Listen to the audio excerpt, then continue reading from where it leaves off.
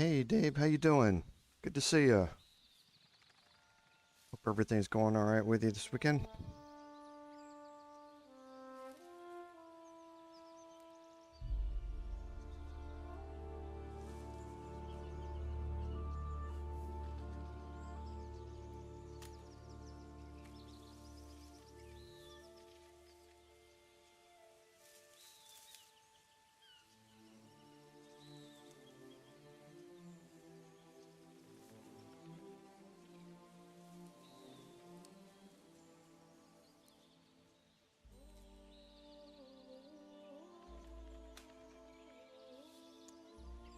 Not bad, not bad. Got a lot of things going on right now, so try and work out schedules of things and how that might impact future streams and that sort of stuff. So we'll talk about a little bit of it during the admin notes, but yeah, it's going pretty good. It's going really good actually. I'm enjoying it. It's just some time constraints now I have to work through, so.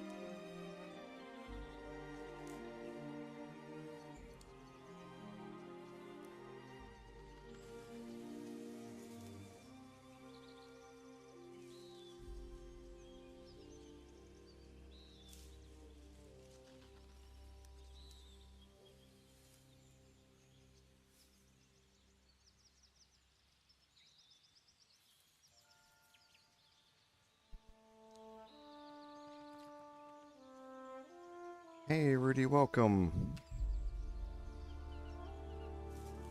Yeah, everything's all right. Good to see you again. Thanks for being here.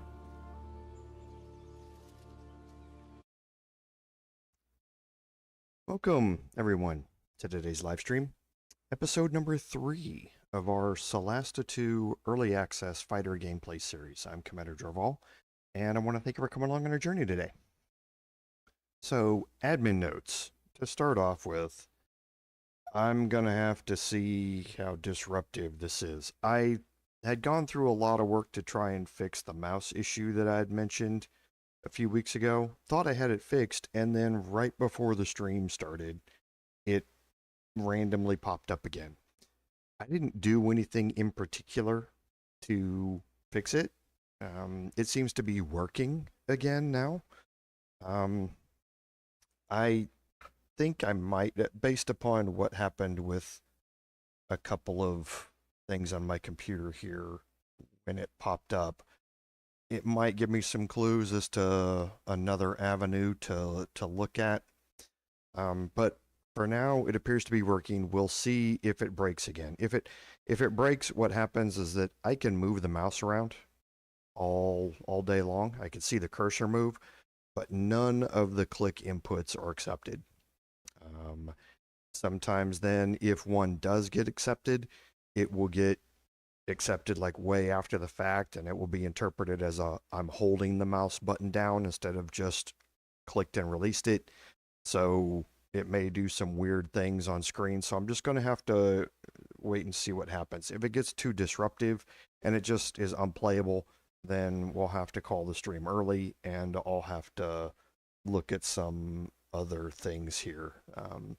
But it seems to be an extraordinarily intermittent thing now, and this is the first time I've seen it in 3 weeks, so I don't know what's happening, but we'll keep an eye on it and see if it pops up again. So on the second admin note, I'm looking to see how much of an impact something new is gonna have on my live stream schedule. I am getting my trail legs back underneath me. I'm back into hiking again. I really want to do some longer hikes. Here where I live, we have one that a through hike would be like a 6 or 7 day hike. So I'm looking to do some things like that, but to do that, I need to get a gear refresh done, pull my old gear out, see what's still workable, what's not. I need to get out in the field. And the only time I'm really capable of doing that is on the weekends. And I can't just go out necessarily after the live stream is done, and work on it, and stay overnight. I would like to be out for at least a couple of nights at a time, but I'm going to have to see how that plays in. There may be some weekends where I have to upload a video and we won't have a live stream. I normally do that when I've got vacations, and I do have a vacation coming up over the Memorial Day holiday here in the US, which is over the weekend around the 25th. That I will be putting up a video because I will be gone out of town. But I normally don't do it for other things. I normally work my plans here in town around my streaming schedule. That may be interrupted a little bit more as I get through this training and gear refresh and gear testing phase and that sort of stuff. So I'm going to have to kind of just see how it goes a little bit. I don't want to constantly miss live streams, but at the end of the day, I really, really enjoy hiking.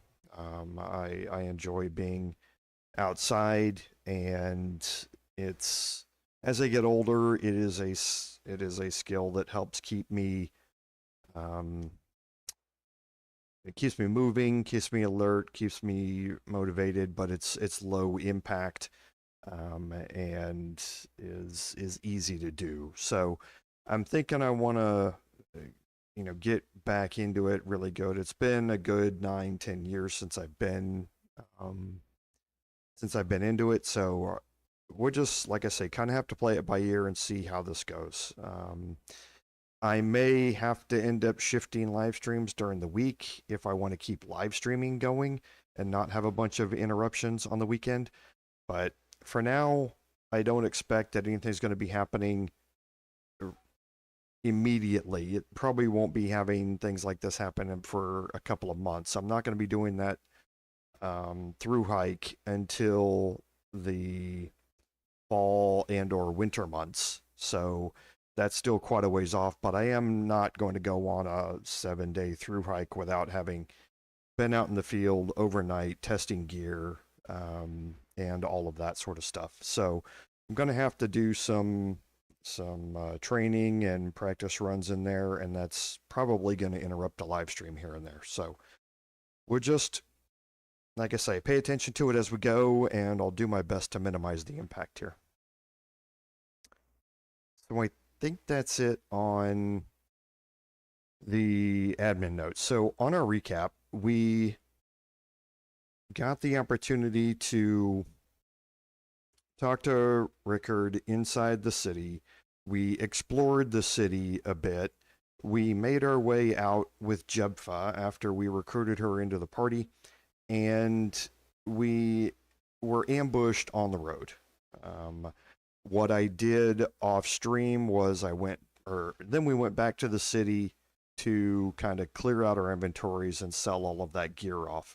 I did all of that. There were no opportunities for gear upgrades yet. We don't have quite enough money. But I did sell off all of that gear and saved right before I left the city. So we're going to jump back in here and we're going to kind of pick up right when we leave the city and do some exploring in the overworld here today.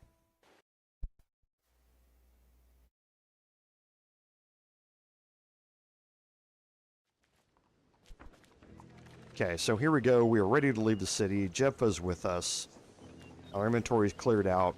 And remember, we said last time that we do have a level up available to us.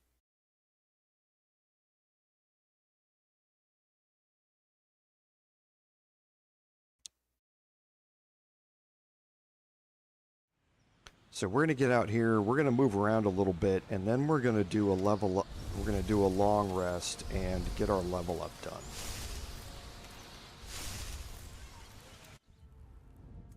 Okay, so let's take a look at our fighter level up to begin with. So again, this playthrough here, we're going to be focused, like we did on the last one, on pure classes so that we can get our subclasses worked out.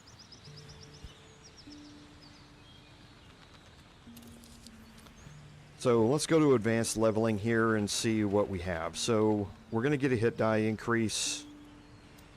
And now we get to pick our subclasses. So neither one of these are SRD-based subclasses for the fighter, but both of them are somewhat familiar for tabletop players. So Aether Warden is kind of a hybrid mix. It adds some spell casting into your fighter, but what it really does is gives you an opportunity to increase your movement. So being able to cast things like Misty Step and using Spell Shield and that sort of stuff is what it's really good for. You're not using your spells for damaging nearly as much as you are for defense, for offensive buffing and defensive buffing and things like that. But the spell casting here allows us to get 2 cantrips of our choice from the wizard spell list. Whenever I gain a fighter level, I can swap those out, and then I start with 3 prepared spells from the wizard spell list. And as I increase my fighter levels, the number of spell slots and spell levels going to go up with my fighter level. Okay, I don't have to add wizard levels in here to gain this. Now, the downside to Aether Warden is that look at the bottom there, intelligence is your spell casting ability for your wizard spells. So that's not something that I'm really spec'd into. So, and that would be another thing on top of dexterity, strength, and constitution that you would need to focus on. So to get around that, the homebrew version here of Aether Warden is giving you the mythology of might. So when casting a wizard spell, you use your constitution modifier for the attack roll and save DC instead of your intelligence modifier if it is higher. Okay? And also because fighters tend to use two-handed things, either two-handed weapons or a single-handed weapon and a shield, you also ignore the somatic components and the need for a spellcasting focus. So you don't need to have a free hand to do your somatic component of a spell, and you don't have to carry a spell focus, which on a fighter you might be using for something else to buff your character up. So that's kind of how they get around the classical Aether Warden or Aether hybrid in tabletop type of fighter wizard that you would normally expect. So the other one here is Commander. Now, Commander allows me to get 2 proficiencies here in any of these particular choices. If you already have proficiency in them, then you are not going to be able to choose that proficiency again. And a lot of these are like athletics, intimidation, survival, might be classical things you've already taken proficiencies in. This is going to allow you to pick up 2 more of them though, and you're going to get gruff authority. So starting at 3rd level, you gain proficiency in those 2 skills. So whenever you make a charisma, either an intimidation or a persuasion check, you gain a bonus to the check equal to your strength modifier. So it's kind of like a typical big, intimidating fighter type walking into a room without having to even say anything, because they're really strong. They are either able to persuade people to do what they want or intimidate people to do whatever they want. So that is, it gives you persuasion and intimidation, which you normally wouldn't think are skill checks that would be useful for somebody with a minus to charisma, but this would allow me to use my +2 modifier for my strength onto either one of those 2. The second thing you're going to get is Rousing Shout. So starting at 3rd level, you can use a bonus action to give yourself and friendly creatures within 30 feet of you advantage on their next attack until the start of your next turn. Okay, so if you can roll high in the initiative order, you can give yourself and everybody around you advantage on the next attack throughout that round. Now, it goes until the start of your next turn, so even if you roll at the bottom of that, the people in front of you at the start of the next round will still get that advantage on their next attack. Now, you can use this feature a number of times equal to your Constitution modifier, which in my case is going to be +2 here, and you regain all the uses when you finish a short rest or a long rest. So I can do this with one of the 4 short rests I have and gain those back, or taking a long rest. So Rousing Shout can be very, very useful. That's counterbalanced by the fact that Gruff Authority is useless. I already have a charisma character in your party, and if you don't have a charisma character in your party, you absolutely need to have one. So this, especially since I dumped charisma here, is just useless. I'm getting a -1 here and a +2 here for a total bonus of +1. It's a very underwhelming thing here to start off. Now, this subclass, hopefully, again, what we're not able to see is what this thing does at future levels. We've commented on this in the Discord. This was something that was very, very useful in the Unfinished Business mod. When you highlighted something, you had an at higher levels button, and you could click it and it would tell you over there at the right, 3rd level, 5th level, 7th level, you know, whatever your 3rd, 7th, 11th level, whatever those increases were in your subclass, it told you what those future things were going to be. And you could better determine whether or not this was good long term versus only being able to see what you can get here in the short term. So right now, the subclass leveling aspect of this is really underwhelming, but the rousing shout is really good. Aether Warden can be okay for specific things. It's just not a build that I have focused on, and you really need to focus your initial build around this if you want to do that. So I'm going to take Commander here, even though it's kind of really bad and really good. As far as my 2 skill proficiencies, it doesn't really matter. I can't, if I look here, I can't take the 2 here that I've already gotten from my fighter class and my background. The only things that really makes any sense to do here is for intimidation and persuasion, because I get that extra bonus from my constitution modifier, but still, it's very meh.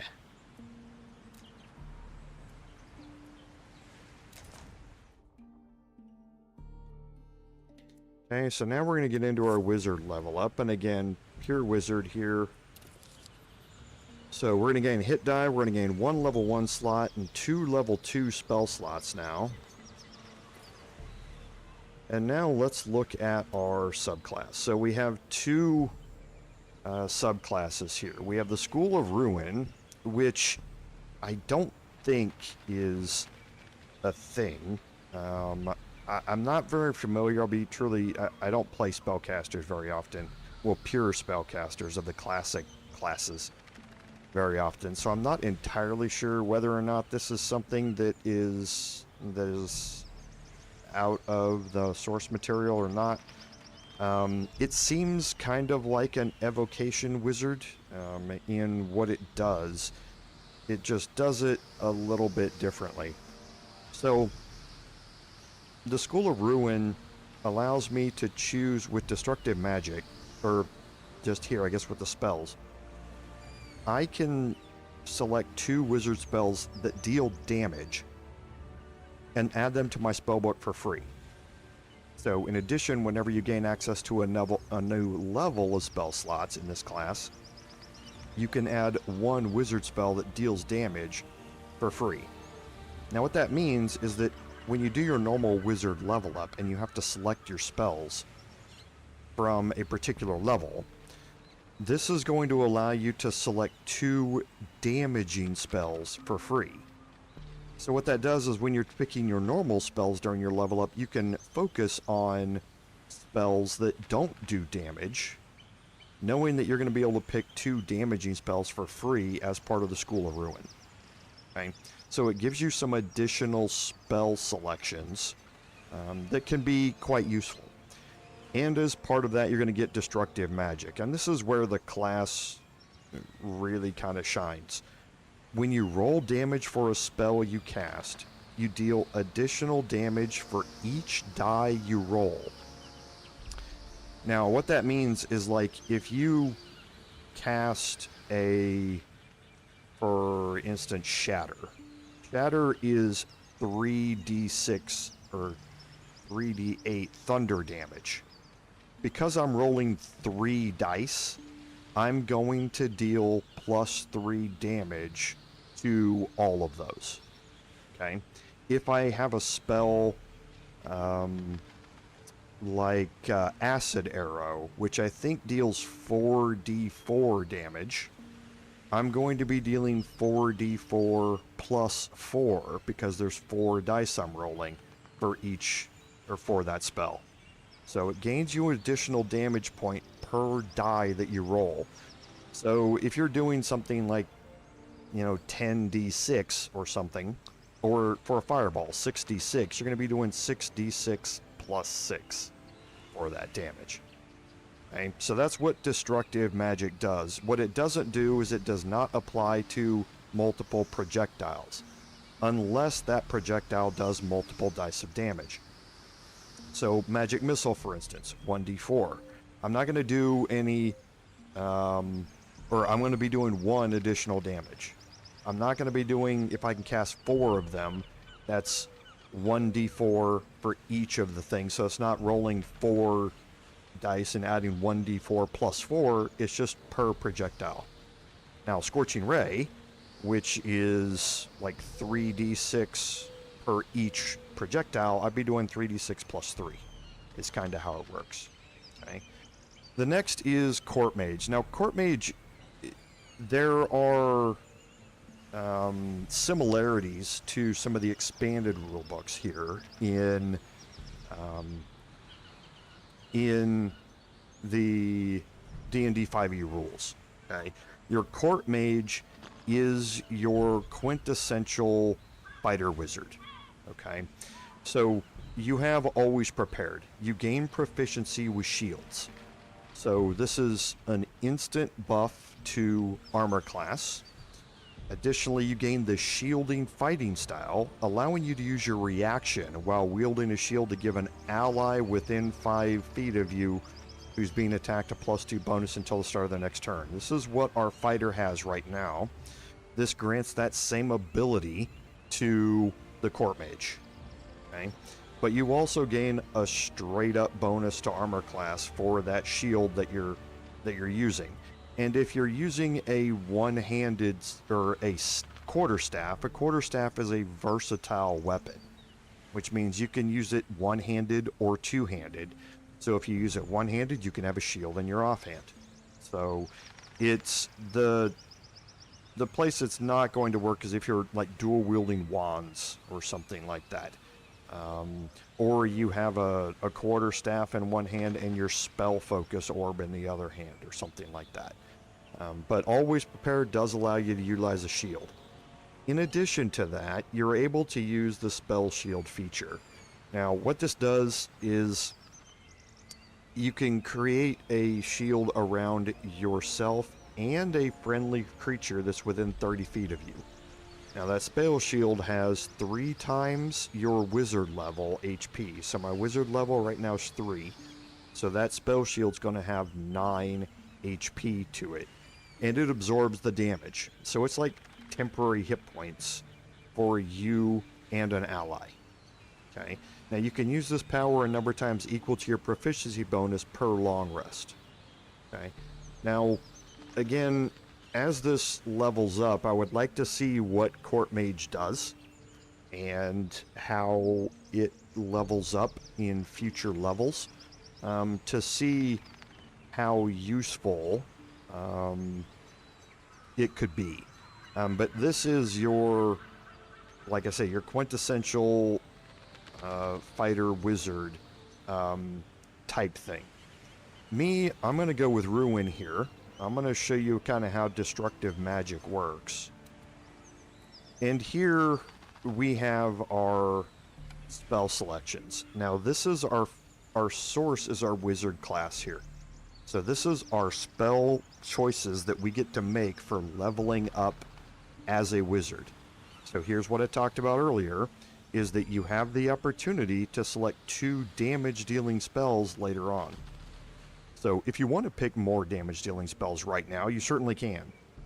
But you don't have to. You can try and get some other spells that may help with crowd control or buffing or debuffing or things like that, and then focus on damage dealing spells later, or you can just go straight up and start dealing, pick all the damage dealing spells you want.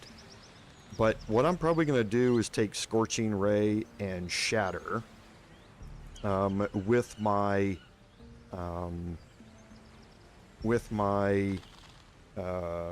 Ruin subclass. So 2d6, that's going to be 2d6 plus 2, and then Shatter's 3d8, so that's 3d8 plus 3. So what I'm going to do here is Acid Arrow, or d4 initial damage, and 2d4 delayed acid damage. I'm going to be getting destructive magic on all of that. So it's going to be 4d4 plus 4. Now, when you're dealing d4s, remember, destructive magic makes more of an impact when you're dealing higher numbers of lower dice rolls. If that was 4d10, that could be a possibility of up to 40 damage total, plus 4 is only a 10% increase in damage. Possible. If I'm rolling 4d4, the max damage is 16, but I'm going to be adding 4 to it, for a possible of 20 total. That's an extra 25% increase in damage. Okay? So, destructive magic really has an impact on spells where you're rolling high numbers of low damaging dice at the same time to increase the percent damage on that spell. Your overall damage may be lower than a higher damage spell like Scorching Ray or Shatter, but the percentage that it buffs that particular spell is a lot more when it's low damage dice. So I'm going to take Acid Arrow here as something to focus on. As far as the rest, some of these are better than others. I don't have a concentration spell here that I'm really utilizing beyond sleep. And I think having Hold Person here is probably a good way to try and do some crowd control or remove a particular high damaging enemy from the fight if I can. And now here, the School of Ruin subclass, so it only is going to list the damaging spells. It doesn't list any of the non-damage dealing spells. Okay, and I can select 2 of these. I'm not going to take Life Drain. I'm going to take Scorching Ray and Shatter.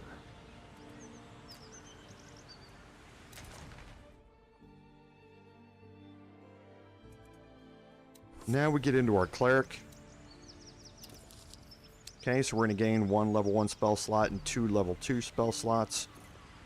And let's take a look at our subclasses here. Now, we looked at these in the last playthrough here, and I believe we took Oblivion here last time. And that's because we get basically a way to bring allies back from death. We didn't run it, or from being unconscious really easily with the Gatekeeper aspect of it here, but also being able to do some damage in an AoE around you. Oblivion, I think, is the best out of all of these. We'll focus on something else. We'll either pick Life or Battle here. So looking at Life first, our spell class or spell selection that we're going to get: Aid, Bless, Cure Wounds, and Lesser Restoration. So if you're planning on picking Life, think about the other spells that you're going to be dealing with in earlier levels before you get to this. Disciple of Life, you're going to gain when I restore hit points, they're going to regain 2 plus whatever the spell slot was, additional hit points on that turn. So if I'm using Healing Word, that's a level 1 spell, they would gain 2 plus 1 addition for a total of 3 additional hit points on top of what the Healing Word does, just for instance. And then Preserve Life, I can restore 5 times your cleric level hit points divided among your targets. It's like a distributed Paladin's Lay on Hands type of thing. The Battle Cleric is going to be more offensive. So Magic Missile, Shield, Acid Arrow, and Shatter, with some much bigger spells later on as you start to level up. Divine Fortitude, I can gain temporary hit points once per long rest. Armed and Ready, I can perform the somatic and material components of spells even when I have a weapon or shield in one or both hands. So very similar to what we saw on the Aether Warden. I don't have to have a free hand to do somatic spells, and Battle, I guess, is what we chose last time, because I remember being able to do this. And then we had Decisive Strike, which is when you hit a creature with a melee attack, you can use your Channel Divinity to do 2d6 plus your Cleric level force damage. If they fail a Constitution save, they become incapacitated. which is really, really good. We focused on the battle cleric last time. I seem to remember that's what we did. So, boy, I seem to remember us being able to do Herald of Pain, though. Last time. But I do remember Decisive Strike and Armed and Ready. Because I remember after I took it, I no longer had to swap off of my Mace and Shield to cast spells. So, I can't remember, but I think we took Battle Cleric last time. So, I'm going to take Oblivion Cleric this time.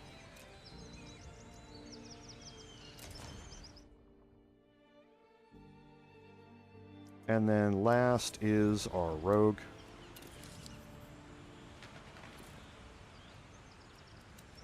So here we have Scavenger and Shadowcaster. We looked at these last time. We took Scavenger last time. Serrated Edge and Haggler are both decent things, even though both of these subclasses are extraordinarily underwhelming. Shadowcaster here is again going to allow me, very similar to Aether Warden, to pick some wizard spells and cantrips. Again, Intelligence is my spellcasting ability for my rogue skills, but that doesn't get something like buff casting or whatever it was on the Aether Warden that uses your Constitution modifier instead. With Shadowcaster, I have to have Intelligence as my DC. Which isn't great because, again, I'm not focused on that. And shadow casting means that I'm basically getting sneak attack damage on my spells that use an attack roll. So if I have advantage on that attack roll, or if that enemy is standing next to an ally and I can get sneak attack, it's going to apply it to my spell damage as well, which can be useful for some things like your cantrips. If you're throwing out a firebolt or something like that, it's going to do that 1d10 damage, but then it can possibly do sneak attack damage as well.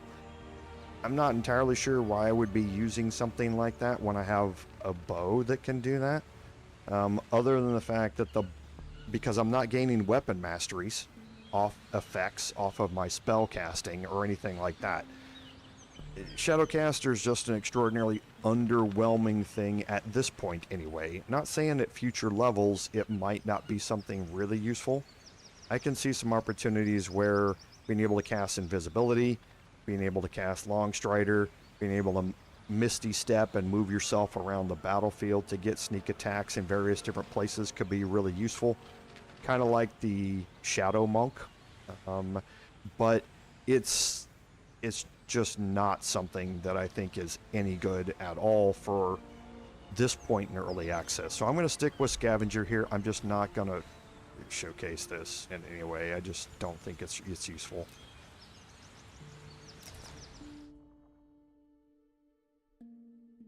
And that gets us our level up. So we'll end our rest, and here we're going to encounter the beacon. The beacon is a walled fortress here that kind of blocks off the peninsula here that has the city of Karamar on it. So let's go ahead and move into this town. When we do, we're going to pop into a new location.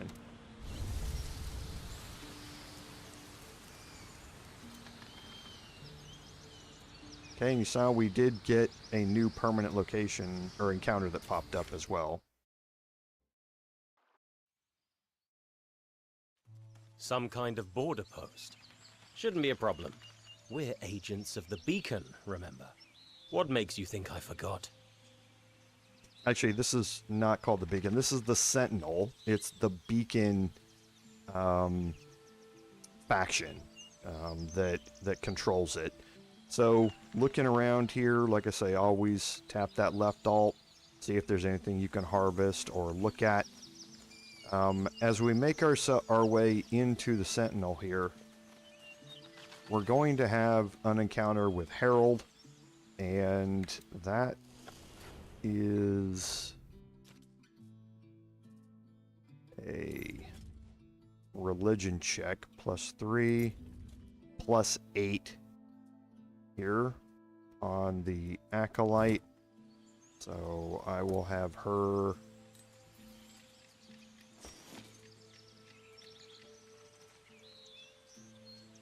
Oh, I still haven't gone in. I don't have the opportunity to take guidance yet. I need to wait until her opportunity to select another cantrip comes up. Oh yeah, I forgot about that. So there's a religion check on Harold here. Well met, newcomers. Or maybe I should say, clear skies. Harold Strongarm at your service. You're from overseas. How did you know? Ha! You mean besides the way you talk and being equipped like adventurers? You searching for glory and riches in our beautiful land? How is that your concern? Oh, don't mind me, just looking for business. I'm a comber, you see. No, not really. What are combers? We comb the places adventurers have made safe, collecting and reselling loot left behind, sharing the proceeds with them. So, combers. Simple. Oh, you're like the scavengers on Ferendra. Now you've got me at a disadvantage. Anyways, you ever want a dirty job done for you? Just visit this here humble tent. We'll keep that in mind. Interesting.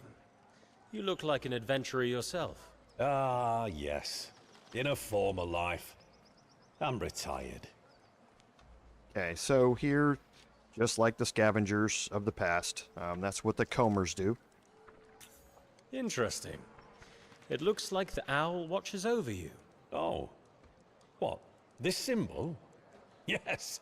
I don't hide my faith. Sounds like you have a tale to tell. One day, maybe, but we've just met. Combers do business before trading confidences. Fair enough. Can you tell us more about these lands? A lesson on Neakos. That's gonna take some time. We're just getting our bearings. Neakos is a vast continent, with a host of different folks and riven by conflict. But Kayamar is a pretty safe place, if you abide by the law. We're still safe here, behind the Sentinel, but outside. It's dangerous, and there are rumors of a war in the south. But that's far from here. Do the combers offer any services outside the beacon's territory? You know, in case we want to use them. Well, our network's a little limited right now. It's kind of why we're here today. But it will improve, I promise. So don't hesitate to come back. We won't. Okay, and that's going to reveal the faction, the Combers faction. Okay, right now they're at indifference, but again, just like everything else, as you do stuff for them, you're going to raise that level up. Okay, so let's take an opportunity here to look around the Sentinel. Okay, so we got some camp supplies. We have a long rest opportunity here. We need it.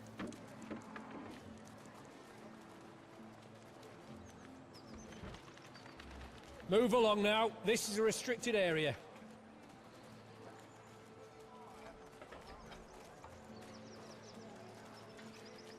Okay, nothing down here. We can't use that door yet. Up here, you can't get up the stairs yet, so you can't get up here.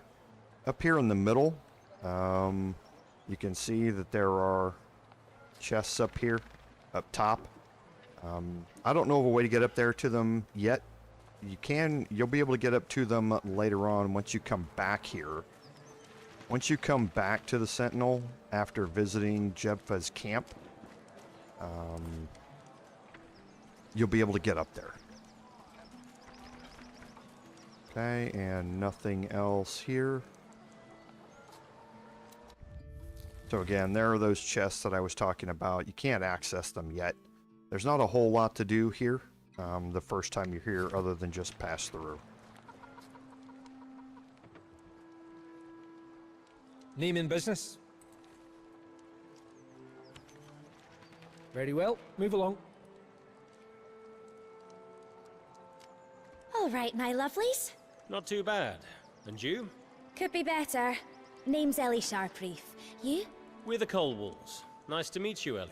Wow, a family. Never would have guessed. You's all working for the Lady Anabazia? Haven't worked that out. And you? Same, I guess. Right now, I's got to get home. I lives in Torwen.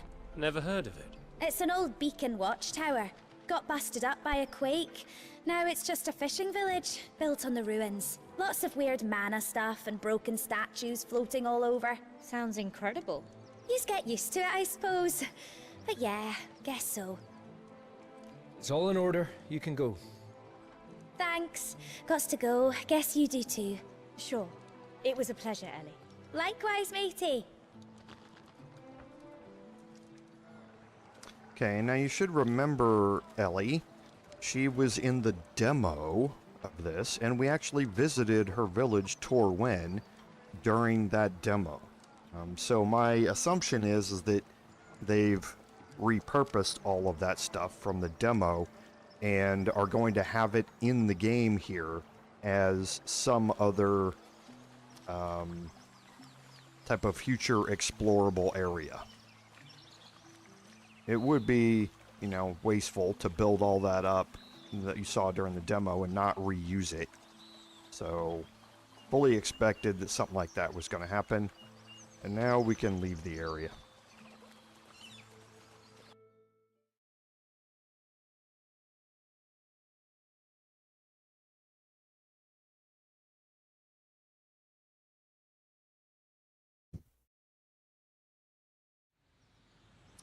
Okay, so now you can see this is the new permanent encounter that popped up here.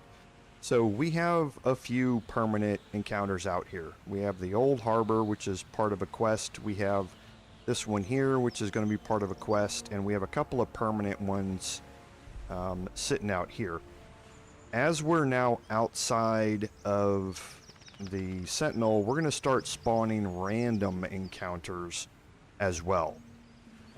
When you move on to a tile, you may spawn an encounter, and when you move around, you may spawn temporary encounters in other tiles, which will stay or disappear in a certain amount of time. Okay, so there's a new permanent one that is opened up. We're gonna head up here to the other side of the river, and again, you can see the blue borders means you can't cross from this tile into it. There's basically a river in there. You can't cross the river. You have to use a bridge to cross it.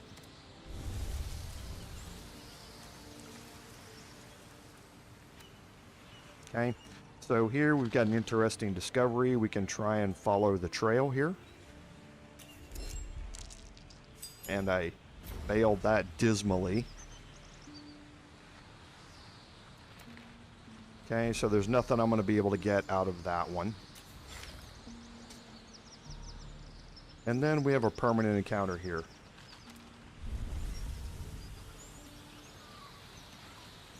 Okay, so here we have an Ettin. Okay. And we have some opportunities here. We can pay attacks, we can attack them, we can try and make a dexterity check to go around them, or we can tell them that we already know the password. And this is a 100% chance of success here.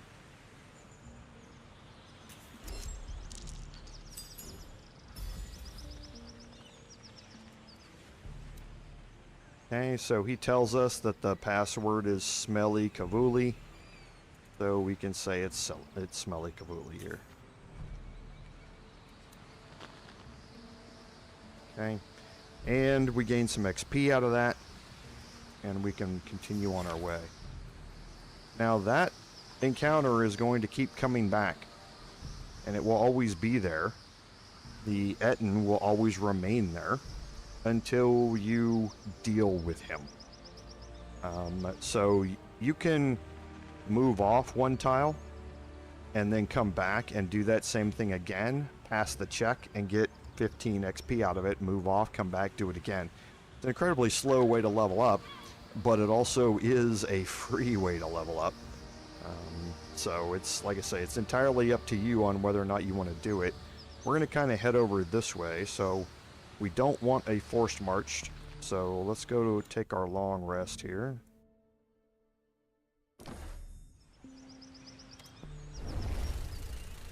Okay, we got a new permanent activity that popped up. We don't want another forced march, so we'll take another long rest.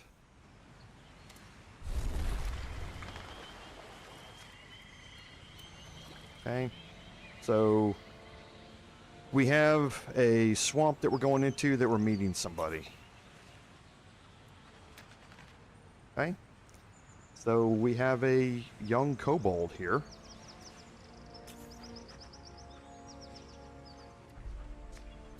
And Twosa's lost her family.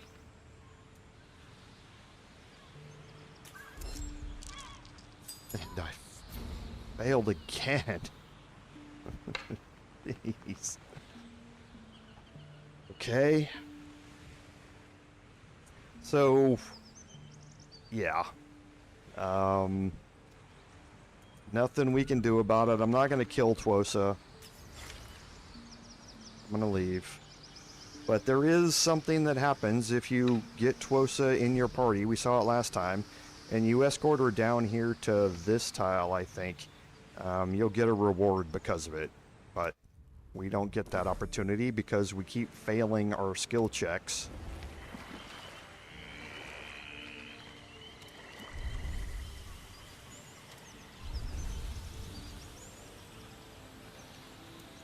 Okay, so we have a group of brigands here, and we just immediately have to go on the defensive.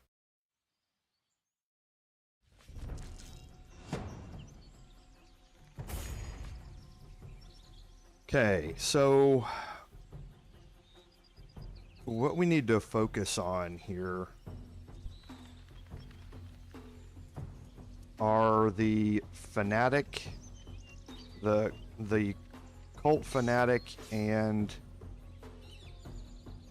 I don't know who the Phantom is. I don't think I've encountered a Phantom before, but he kind of looks like a spellcaster. He also kind of looks like a monk.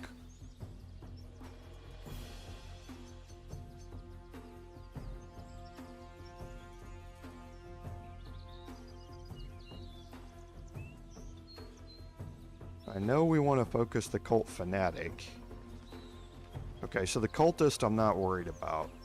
So I think we'll still focus the cult fanatic here. The 55% chance to hit. The Phantom's only a 45% chance to hit, and that's because of cover. Can I move somewhere and get... Okay, that spot has no cover for the fanatic. Okay, so now he's vexed.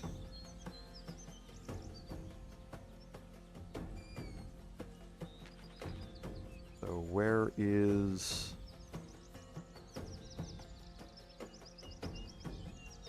the scout here?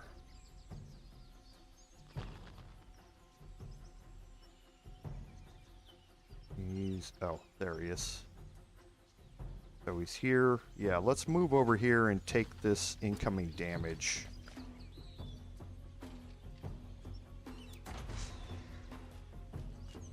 Okay, so he's not going to ranged attack. He's going to move in.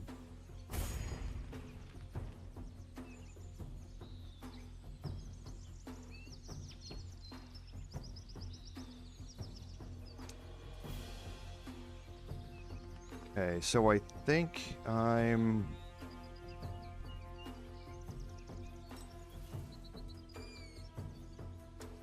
going to give Divine Shield here to Dave. I'm going to change to my shield, and I'm going to move down here.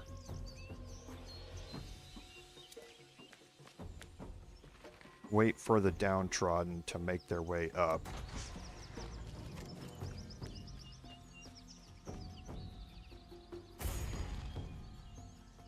Okay, so here's Dave.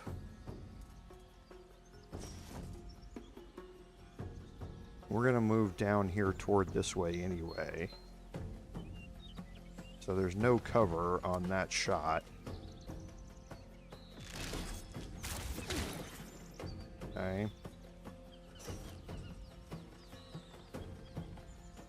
So you got 27.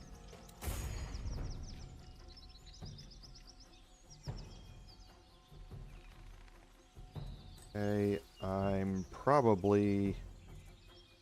This is probably a good opportunity for Ice Knife.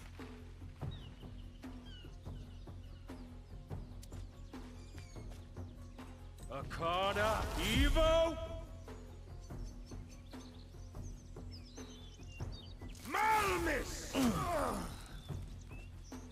Okay, so that did get a kill there, and the Enforcer failed his saving throw.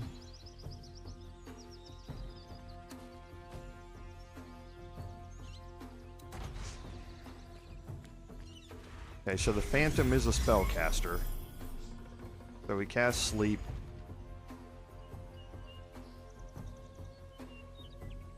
Let's see if we can get Jebfa to interrupt that.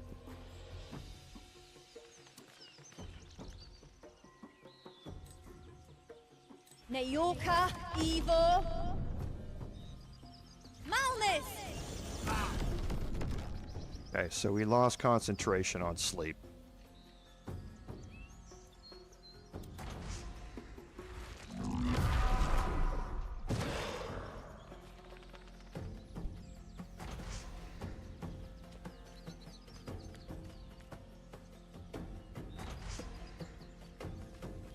Okay, so we definitely want to focus on the Fanatic and the Phantom here. Okay, so I've got advantage on this attack here on the Cult Fanatic. So let's try and get as much damage as we can here with Sneak Attack. Can I move up and get the cover to be a little bit better? Yeah, here. 88% chance. Get Sneak Attack, we'll get Serrated Edge in that.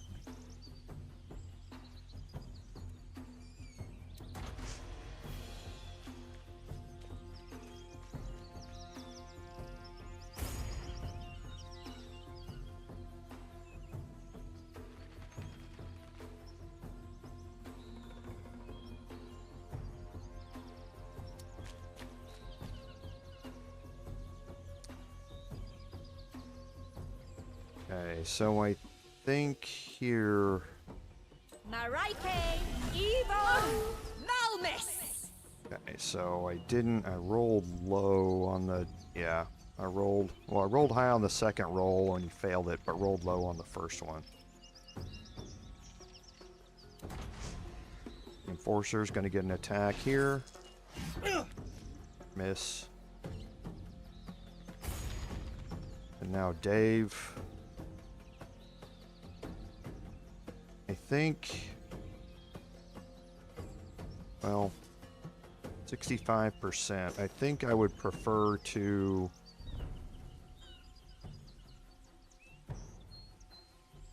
leave this to my spellcasters. Leave the Cult Fanatic to my spellcasters.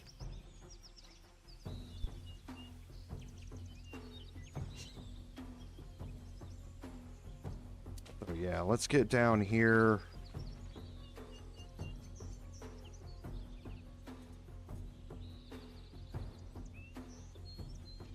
Only a 50% chance to hit. But I did hit, now he's vexed. Now I've got advantage. We're gonna action surge.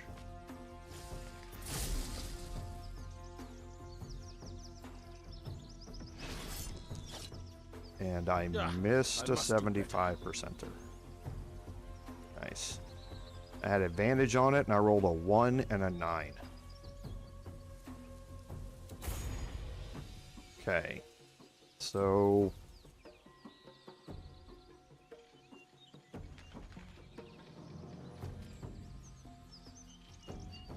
what has he got? 13 and 19.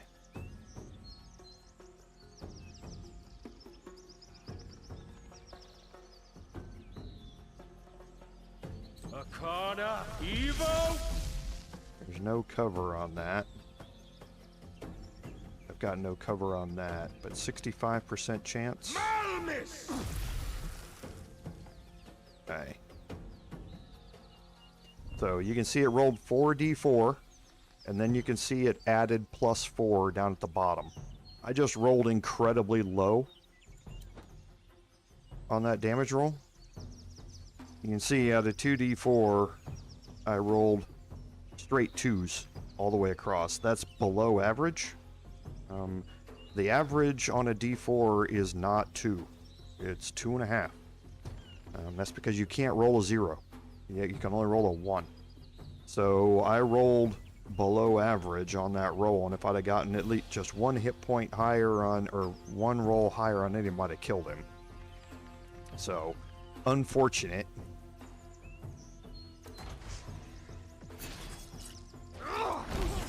So Shadow Sting. Let's get her to, hopefully. Nayoka Evo.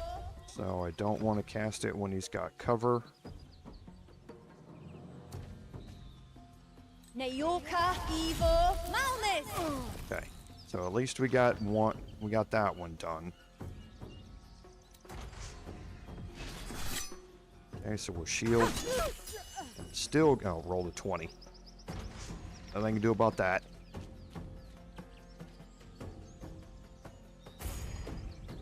Okay, so we're set up for some good stuff here as far as them all being grouped up.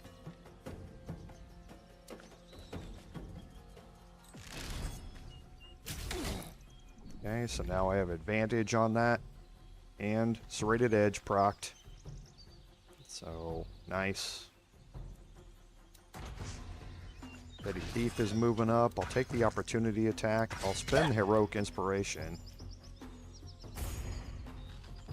Okay, now for Sharon.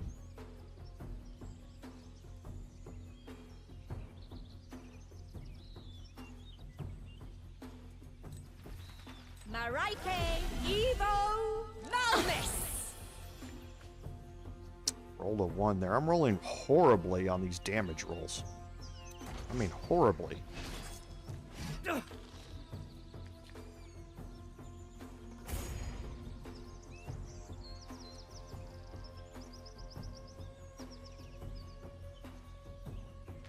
Either one of these have already gone in the order.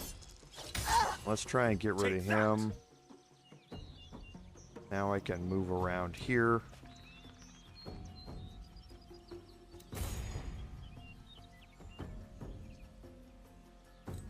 Rudi, what do we have here? Let's just get rid of the Phantom. Guarantee that kill. And now Jebfa has Shocking Grasp here. Perfect.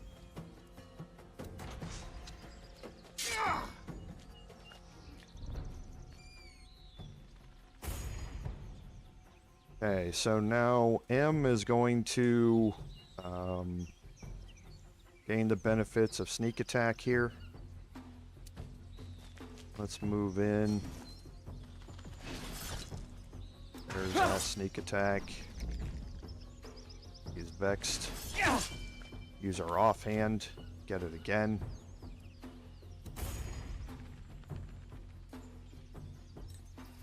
Marike Evo.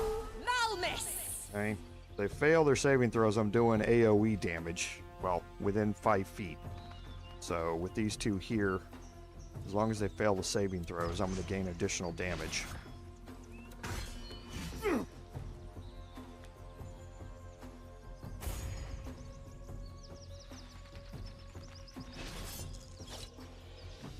Jeez, you're... Dave, come on, man. You're in the chat. You need to step it up here. Need to step it up here, man. Missed on a couple of 5s. I need to get rid of the brute here, so I'm going to move down here where he's got no cover. So So that'd be a 50% chance to kill him if it hits. Nioka, This would be a little bit, this would be a 66% chance to kill. Malmis! Okay.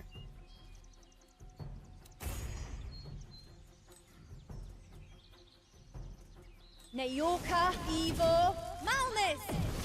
And I missed. Okay, so we're going to move around. Get sneak attack damage again if we hit. I did. He's vexed. I'll have advantage on my offhand attack. Great.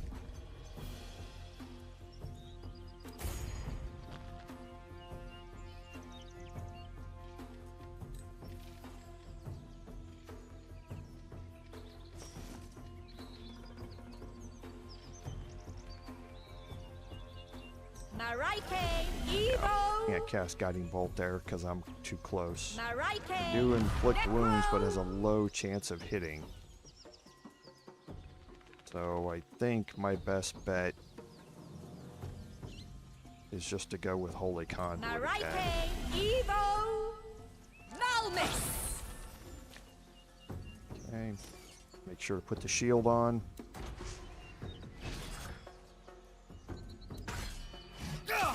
Jeez.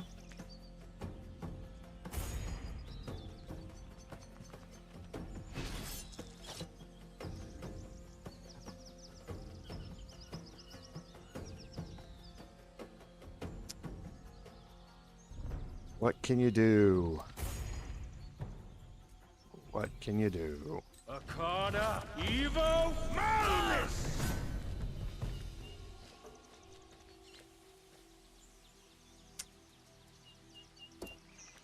Alright, so let's go ahead and loot items here. Got some chainmail. We're already wearing chainmail, so nothing really worthwhile yet.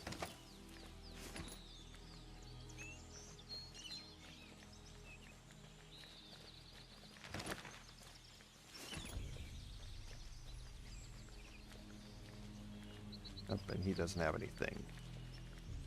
Okay, so I think that's it. Let's go take a long rest here.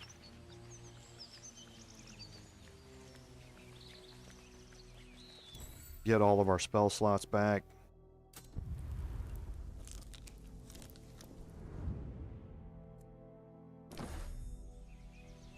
And we'll head out.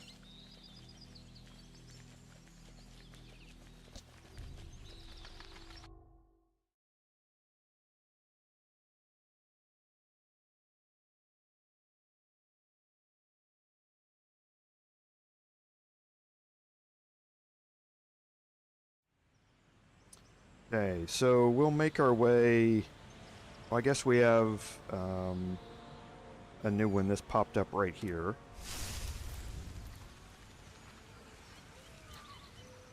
Okay, so we have some odd noises here.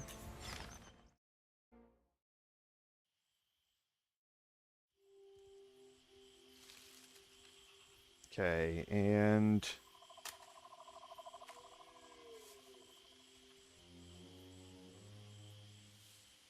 those odd noises are coming from down here where we have a couple of sand lions and a couple of young sand lions here. So we're going to make our way around and up because there's more than meets the eye in this location. But we need to be a little careful here as well as we're maneuvering our way around. I'm going to take this slow.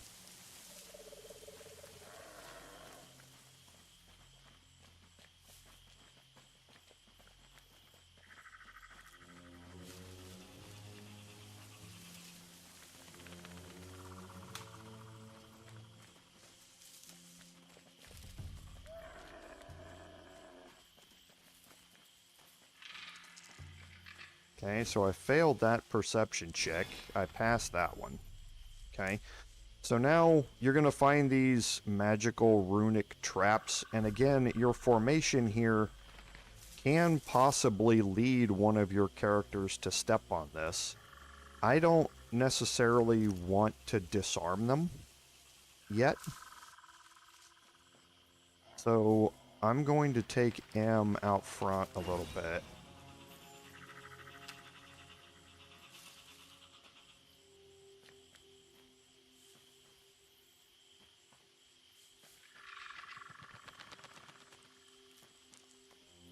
Okay, so we failed the perception check there.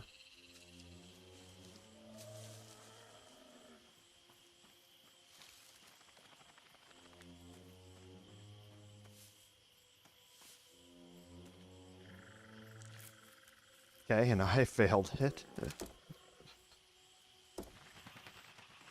Again, so let's... We were going to bring everybody up here anyway. There it is.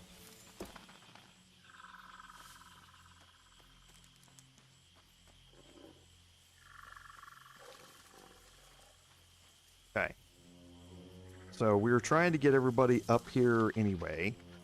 So it wasn't necessarily a bad thing that everybody ended up, or we ended up having to get a lot of our characters up here.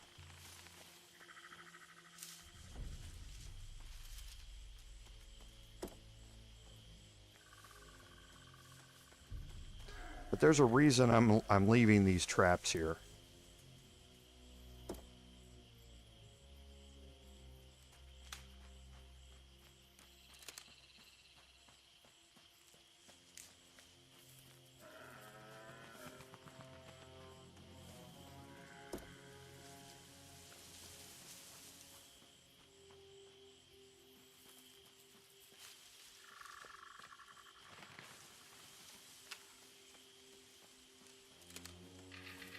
Okay, now I'm going to take M. I'm going to see if I can actually drop down this thing. There's a climb here. Sometimes it works, sometimes it doesn't. There's the other trap. And I'm going to search out a couple more. Oh, I failed that perception check there.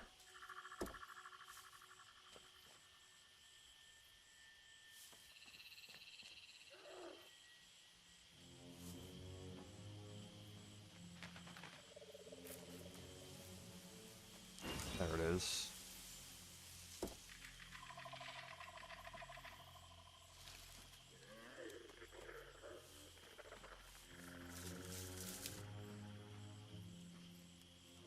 I can't remember if there's another one down here or not. Yeah, there's not. So since I've got these active traps out here, I'm not going to path up there. I'm going to manually move my character around because their pathing will walk them over over these traps. So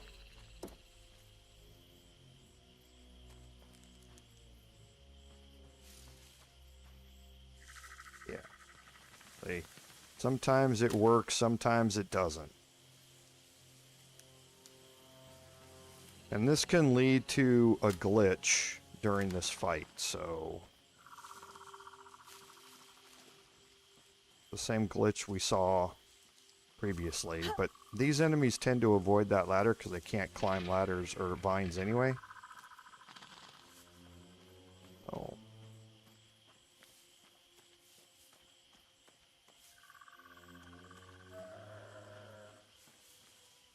Alright, so we're going to bring our spellcasters kind of up here to the front.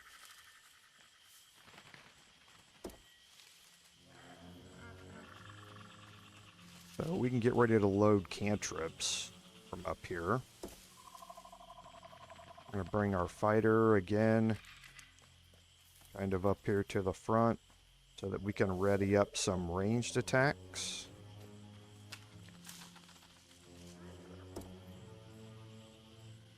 And our cleric's going to stay up here, but for now they're not going to do a whole lot. And we're going to have M start this off.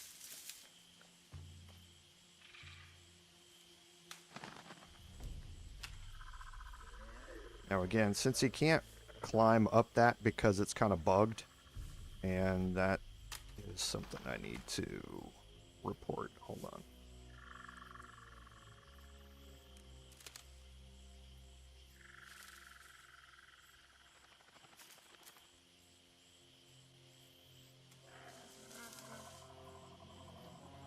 All right. Sorry, taking notes to help the dev team as I go through this. We're going to move down here a little bit until we can get an ambush opportunity. Whoops. We're going to let this one kind of move away a little bit. I want to get as much distance as I can.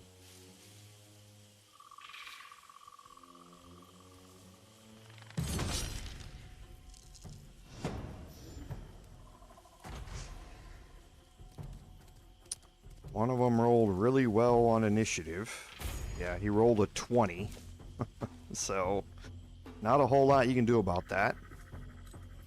Now, as far as the cantrips that I have, I'm going to ready up anything that's going to slow their movement.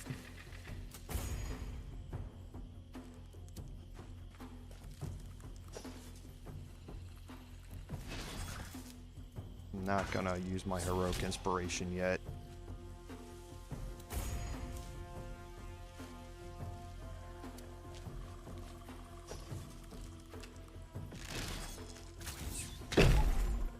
Okay, and he's slowed.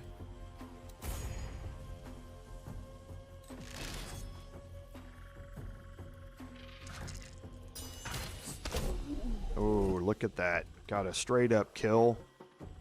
So since we can't use that, we're going to have to run. So we're going to use our bonus action dash.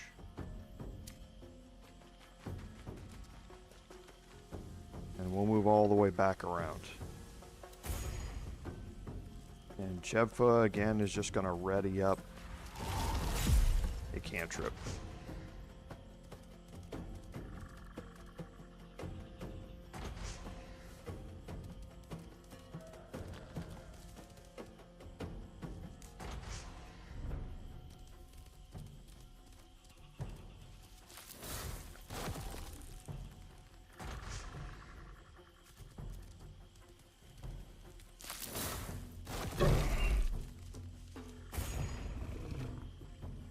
Okay, so as they try and go by and reach the pathing area that they're going to go to,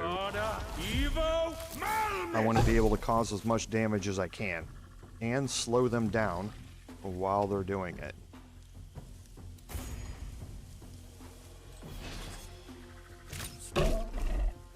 And I want to try and focus the two sand lions as much as I can. Because again, they can heal each other.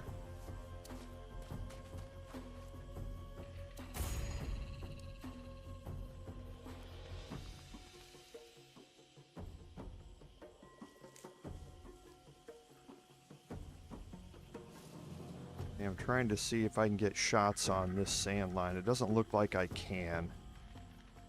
I can get one shot from here. He's going to have full cover.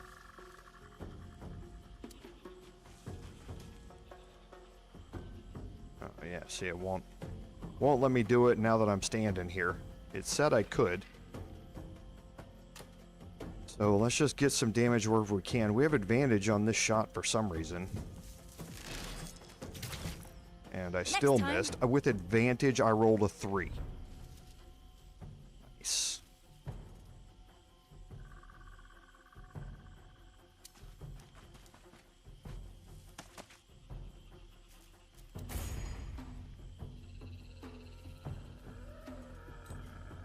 Nayoka, Evo, Malnus!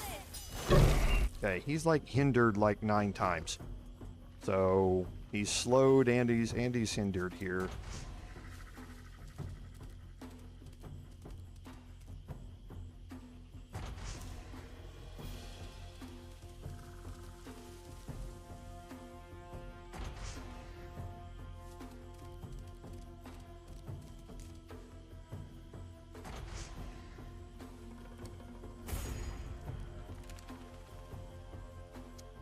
Okay, so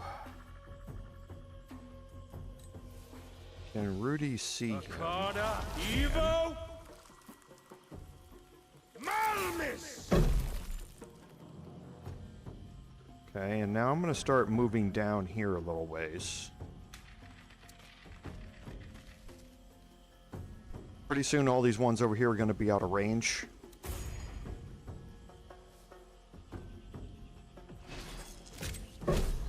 Perfect.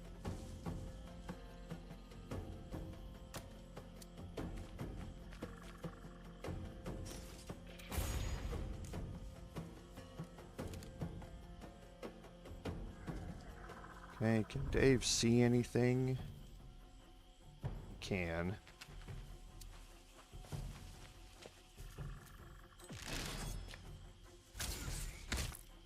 And I missed with advantage. I rolled a 2. Nice. I like it.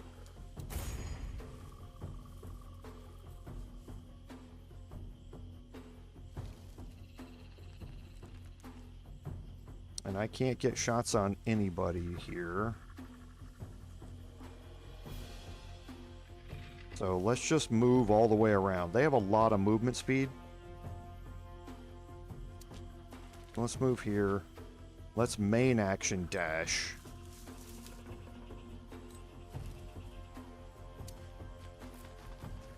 Then we'll bonus action dash.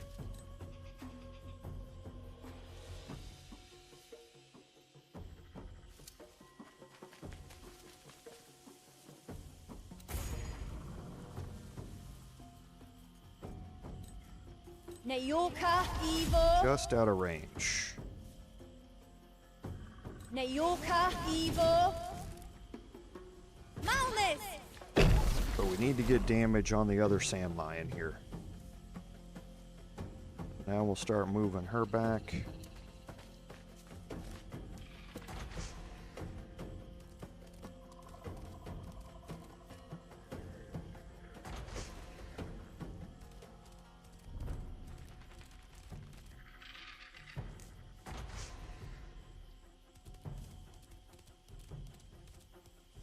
So we moved around him on the other side.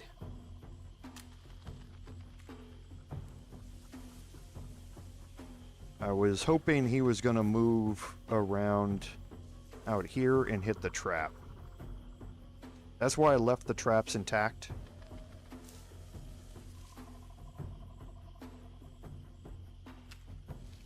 I think I'm just going to move here and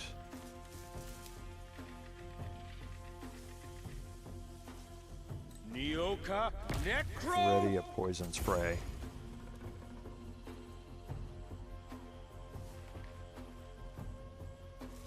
Aaron, I'm pretty sure can just ready this because they're going to have to dash to get to me. Can Dave see anything here? He can't. So again, let's move.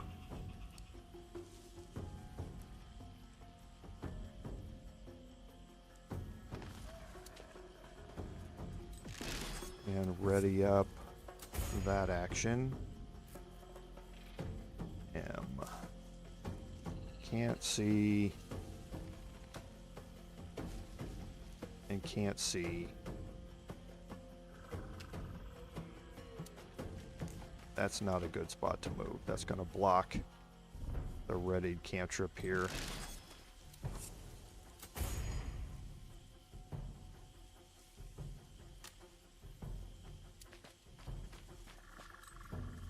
Nayorka, Evo. And let's see this young sand lion, this first young sand lion. He's going to run into a bunch of readied actions.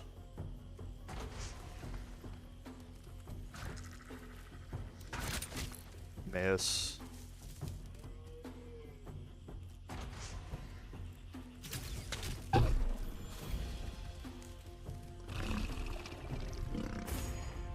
Okay, so they only ran into... First, boy, they did both ran all the way down here. Try and get shocking grasp here. Roll the crit. That's good.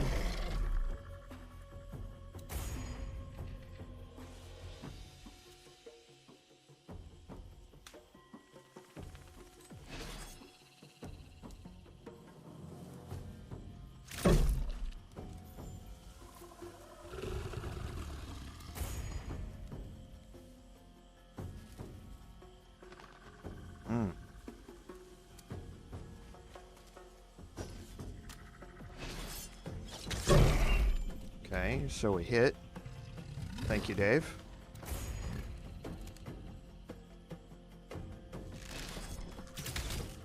And a miss. I shouldn't have taken that. I should have steady aimed.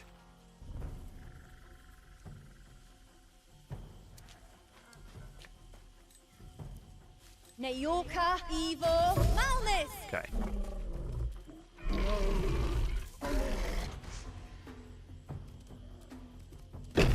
There we go. Hit one of the traps. Only caused 1 damage, but still better than nothing.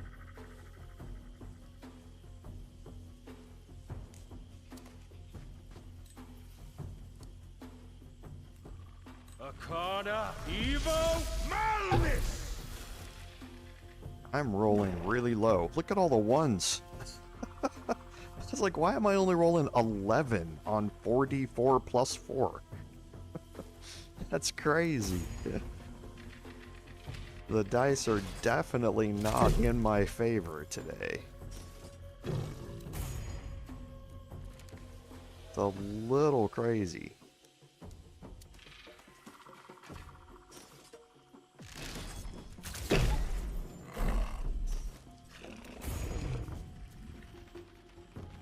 I shouldn't have done that. I should have moved him up, but for some reason I've got advantage here. I'll take the sneak attack damage and get a victory. Okay, so let's take M around here. We're going to drop a quick save and disarm the rest of these traps. Because the rest of this fight...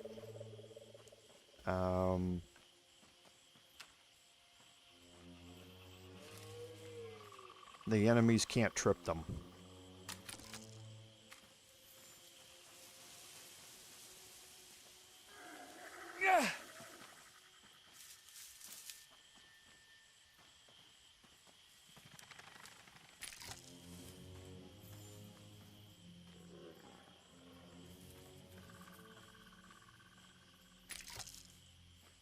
Okay. So we'll do a little bit of looting up here. There's not a whole lot from the sand lions.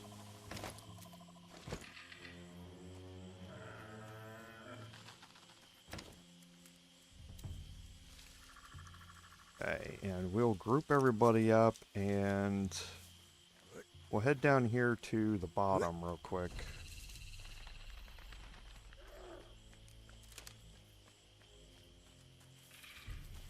We'll loot this.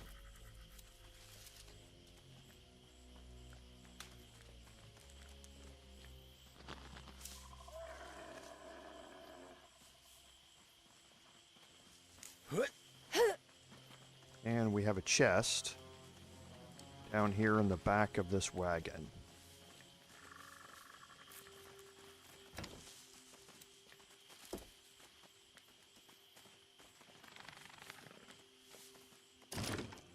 Okay, and there we're going to get a stone mechanism. Okay, we don't know anything about that yet, but we know it's a quest item. Okay, so now we're going to move back up here.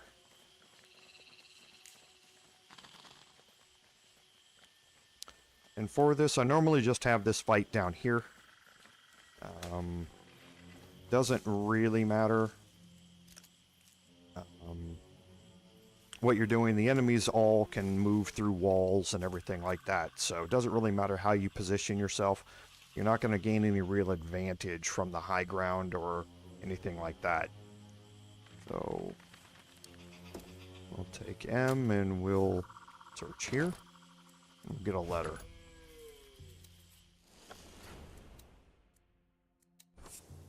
Okay, so anything, this letter says that they've hidden a weird shaped stone in the back of the caravan.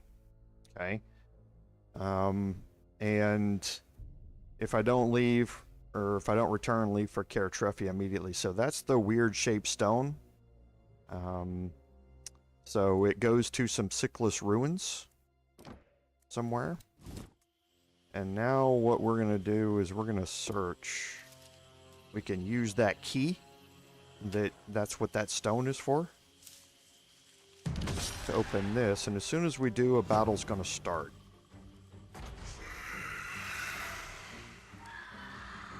Okay, and the leader here, the Grief of Farsight, can summon reinforcements, basically. Any of these mounds that have mushrooms around them, he can approach, and he can release another specter from it. Okay? So things can get a bit overwhelming here, but to simplify things, you just need to focus on the Grief of Farsight. And you want to get things that do guaranteed damage against him, if at all possible. Okay, now these are undead. So my cleric here with turn undead is going to be useful. They're going to be immune to necrotic damage as well, since they're undead. So you don't want to be utilizing that on them. But they're going to be sensitive to radiant damage. So only a 40% chance to hit here.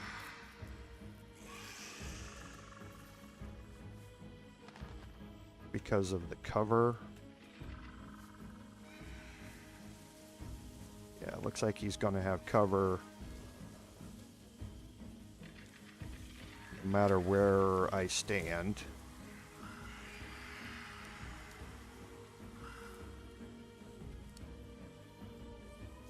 He's going to have at least half cover. So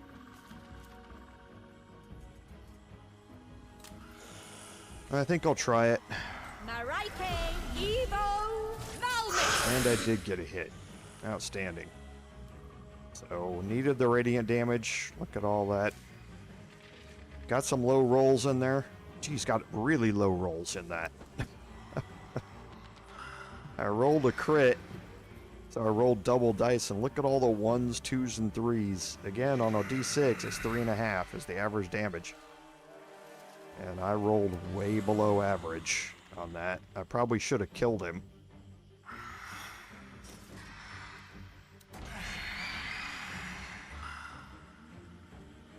And see, there you go. They're going to let some more out.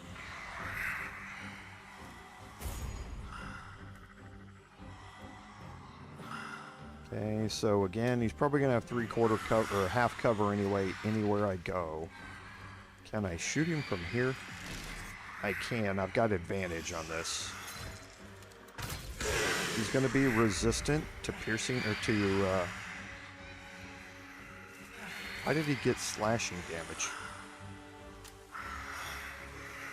From my bow. So weird.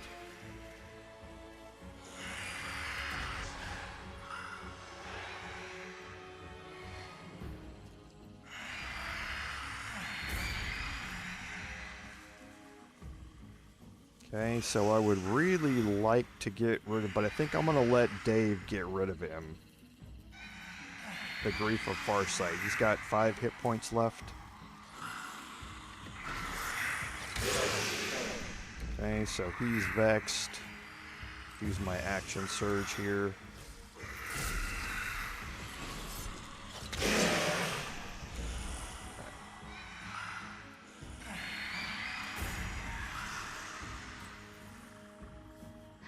Let's use 2 here. Good. Got rid of him. Now I'm going to move down a little bit.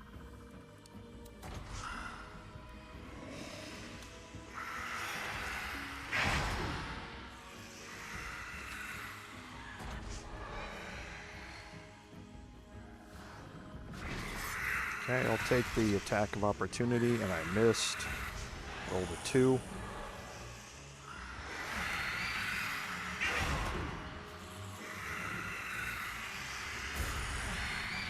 Okay, so we've got a group of enemies here.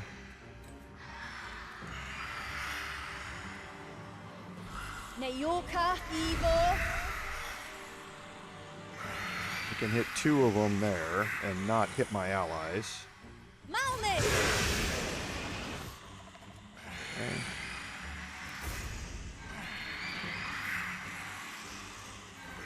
So I can cast Holy Conduit against this one here. Okay. He's going to move off and bring another reinforcement.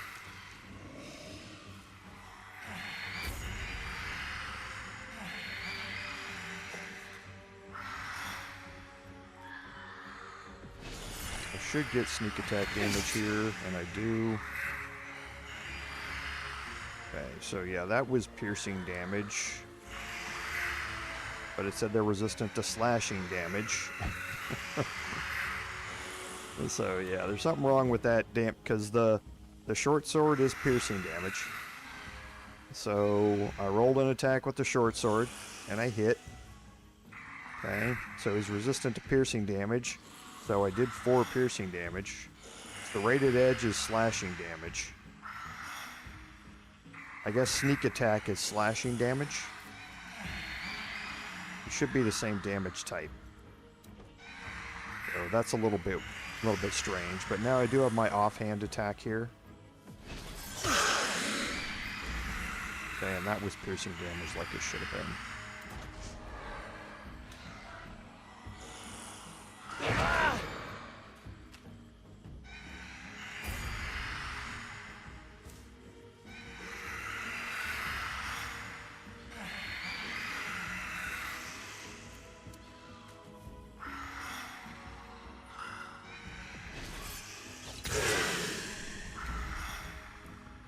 Okay. And now let's upcast our magic missile here. Try and get a kill here. Try and get a kill there and get some damage here. Okay, so I rolled 1 short here. 11, that was kind of hopeful that I was going to get 11 out of 2 of them, but remember I'm adding that +2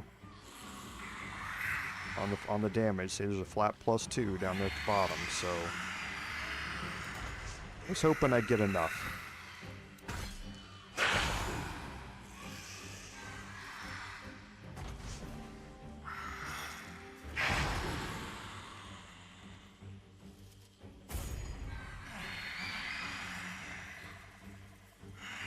Mayorka, Evo. Malnus!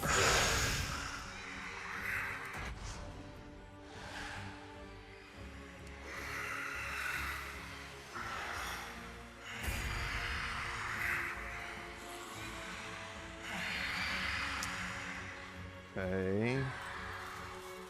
Marike, See if I can get an attack here, and maybe if it fails a saving throw, the additional damage on this might get a kill on the Spectre.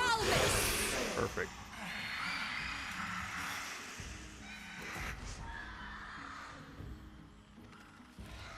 He's going to go get another reinforcement.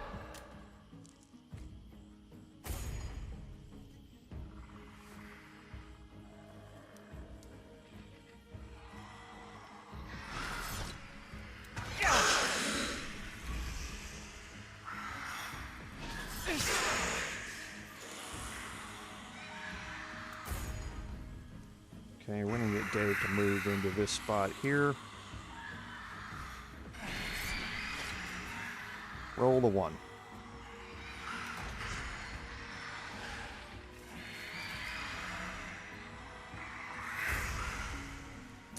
Okay, so Rudi, I think we're going to move here. Don't want to take attack of opportunity here. Arcana, Evo,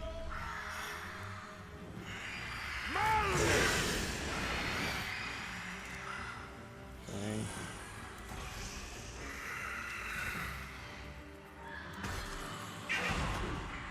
Still allows me to use shielding on M. They seem to be focusing on M a bit. Neyorka, Evo, Malnis! Okay, so they're resistant to lightning, so I don't want to use lightning damage.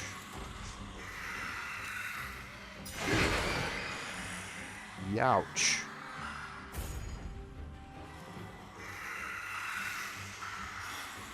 Okay. Well, just dead. Just flat out killed him. So that's gonna have to use my Aether Pearl. Rolled a crit on that.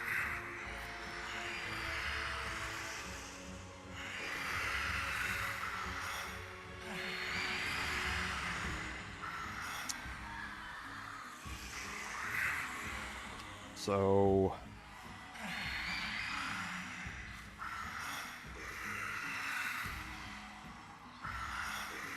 because you can't raise, he's now dead, so I can't cast a healing spell on him or something like that and bring him up. He's not unconscious, he's dead. I have 10 rounds to raise him up or I'm gonna get a game over.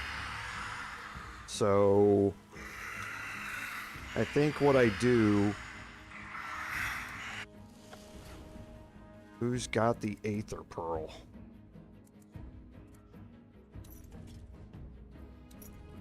Here. So the Aether Pearl is here. I don't want to use it yet because if I bring him up and then hits him again with life drain, he's gonna die again. So I think I need to just continue this, hopefully not lose anybody else.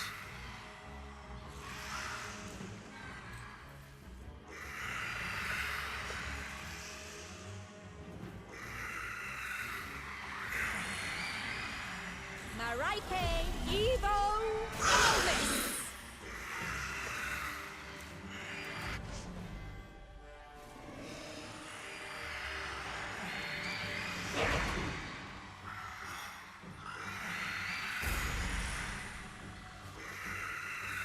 Okay, but I definitely need to be focusing these one at a time here to get them knocked out.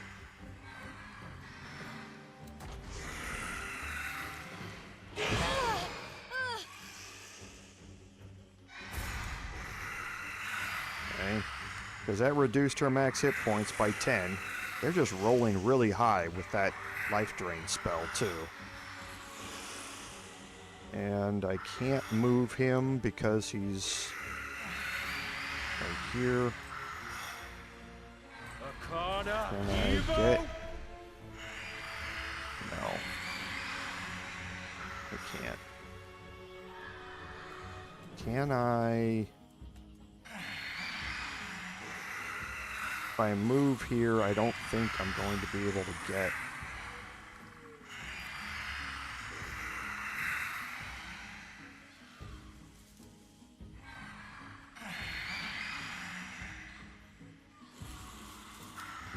Don't know if that's gonna work. Arcana, Evo! Nope.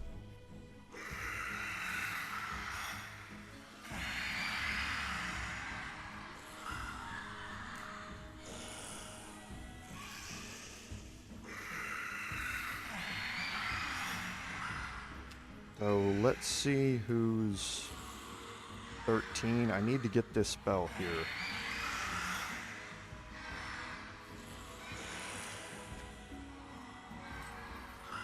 Arcana, Evo!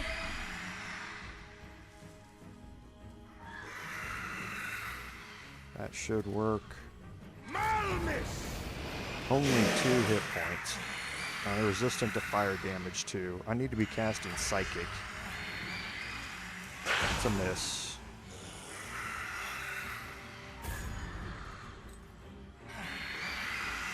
There's nothing I can cast here they're not going to be resistant to, so... And I missed. I think it might be a good idea here to...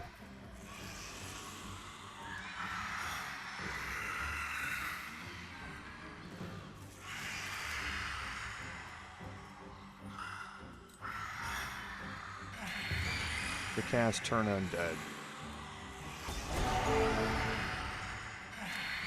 Okay, so they all failed it.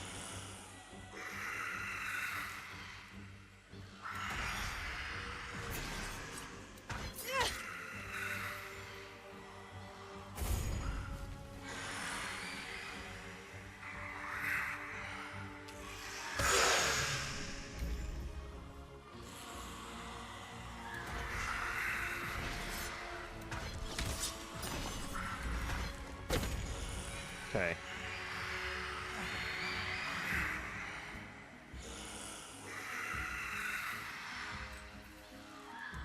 Arcana, Evo, Malmis!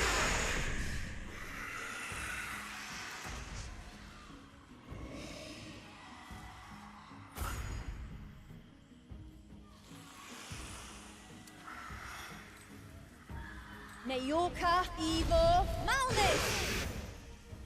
Okay. So yeah, reduce the damage to 0. Must have rolled a 1. Yep.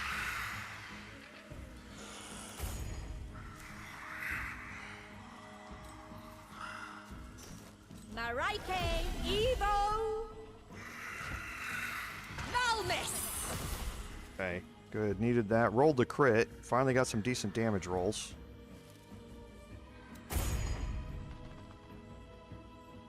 Okay, so now let's...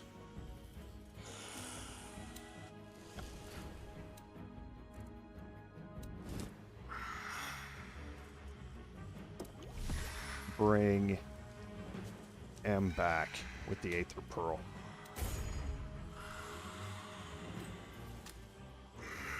Psychic damage, I don't think they're immune to. Malmis!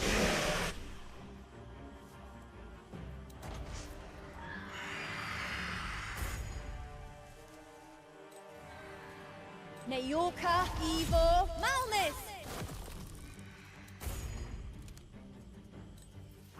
We're just using everything in our inventory here. Malmis!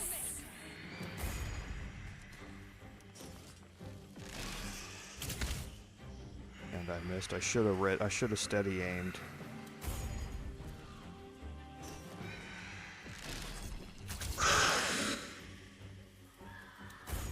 Okay, Rudi, you're gonna have to hit here. Arcana, You're gonna have to hit. Malmis! Okay, that's bad. Because he's no longer turned. Oh, yeah, he is. Okay. Good. Nayoka, Evo, Malmis! Okay, so that was a little bit more sporty than expected. That one big hit, that crit, on M was enough to really start turning that fight into a way I didn't want it to go. So, should be just a bunch of mana dust that you can loot from them.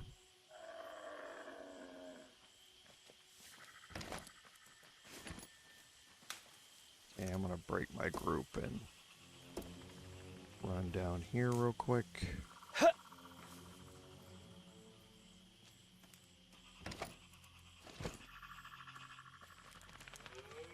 Whoops.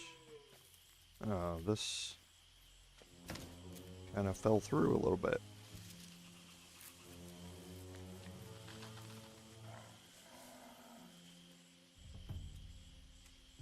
Okay, and then we can use the key here to unlock the chest. And we're going to find some magical items in here.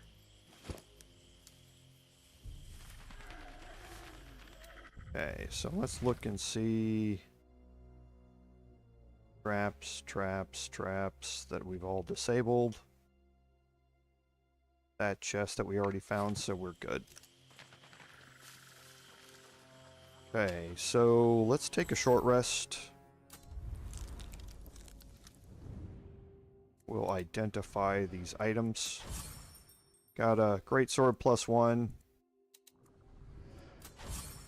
And a ring of necrotic resistance, which would have been really nice for M during the last encounter. So, Uh,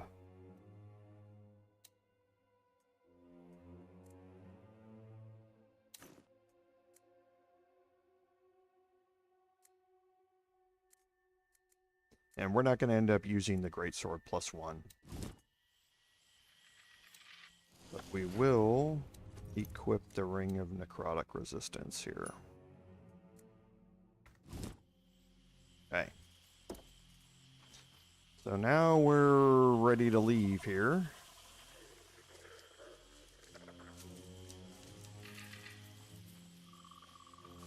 And actually, before we do, let's go take a long rest here. I don't trust it out there.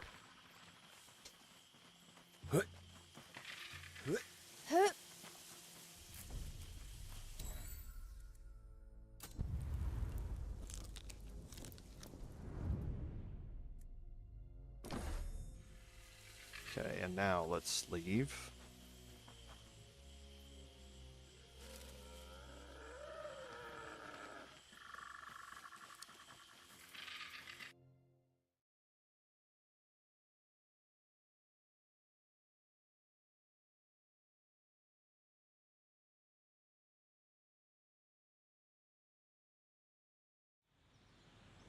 Okay, and we're going to continue making our way up to here.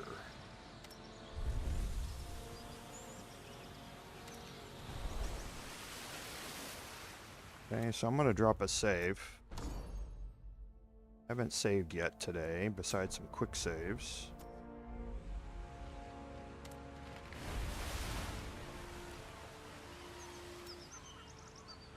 Okay, so we have some birds of prey circling something, so we'll do an observation. Jeez. I can't pass a single one of these checks. Have I passed one at all today?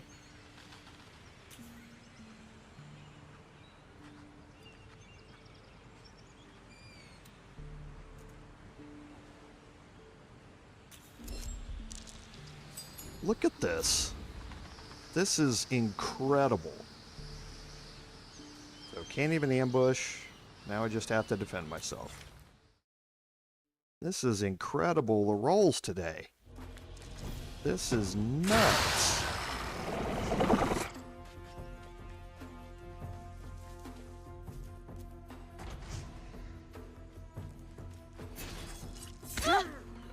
Stay with us. Starting off really well.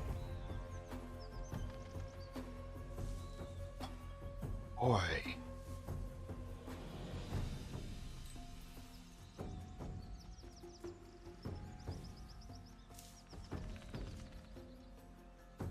Arcana Evo!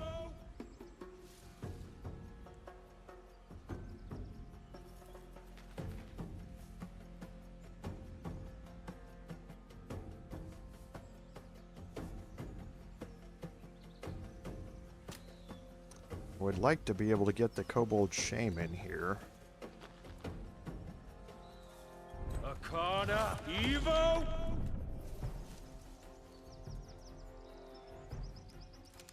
But I can't sense him. Okay, I can sense him here. Yep. Arcana Evo! 14. I should be able to get him with, well, if I roll low. Let's chance it. Malmis! Okay, so I did get him. No, I didn't get him. Rolled 13.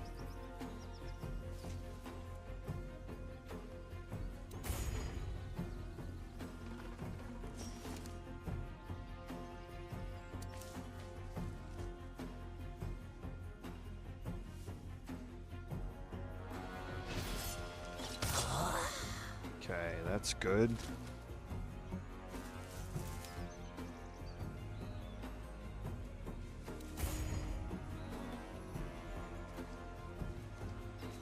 I'm gonna move.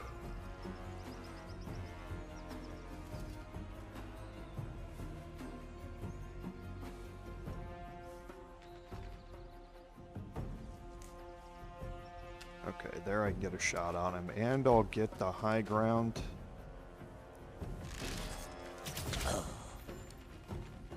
Okay. That's the chief. So that was the only shaman that we had, which is good. He's gonna have to dash to get to me, so I think I'm fine here. Jebfa. Shocking grasp on here, and you missed. Wasn't expecting to miss that.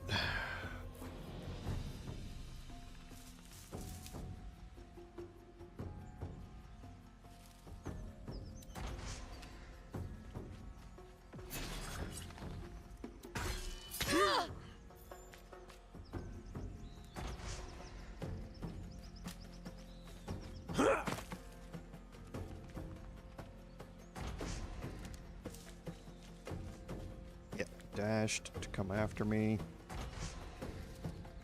All these are gonna have to be dashes after this one, I think. I think the chief's gonna have to dash. Yeah, these are all dashes. That one might not be.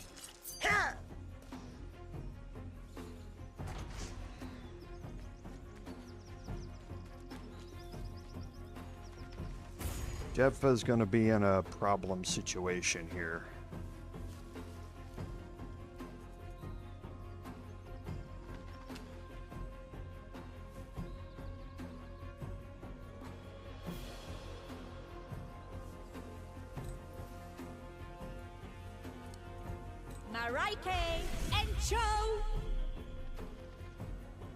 That's just a kobold, right? Yes. Really, because I could get 3 with this here, but that doesn't help Jebfa at all. And Jebfa is going to be the one that I'm going to have a problem with.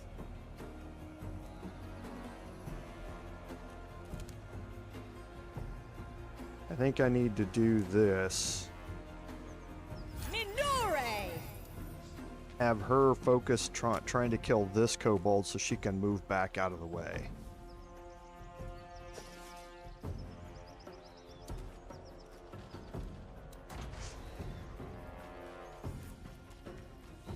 Oh, okay, that's bad.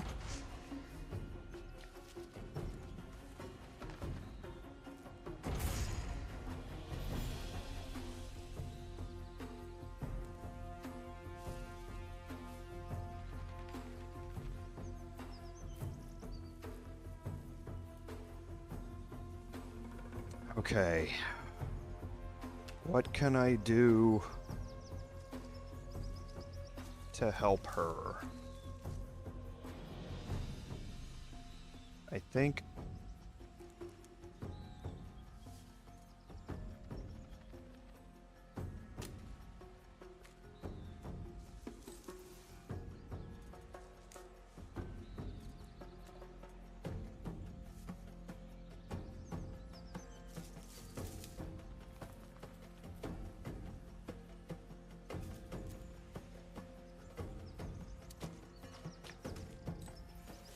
Arcana, Evo!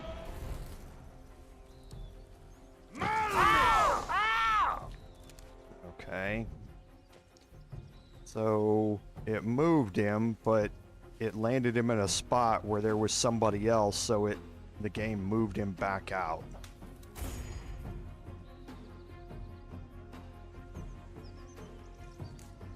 I need to try and get him out here.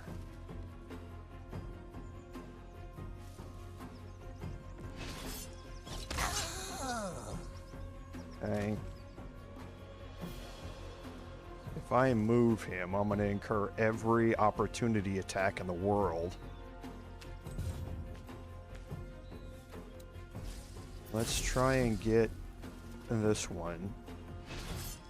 Ow! And it didn't roll high enough.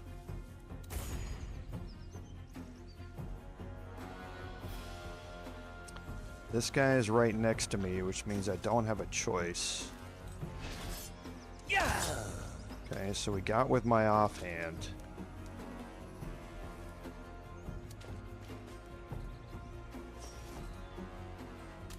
This guy is incapacitated? Yes. But I've still got 2 kobolds here.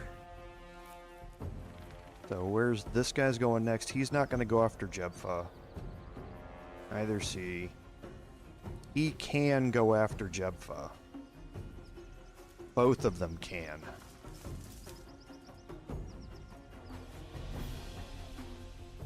Before I get to Sharon. So she's going to have to suck up a hit here.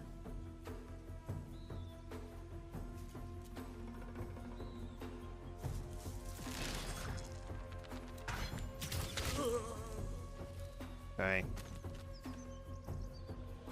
So she's gonna have to hope that she survives an attack from the kobold here.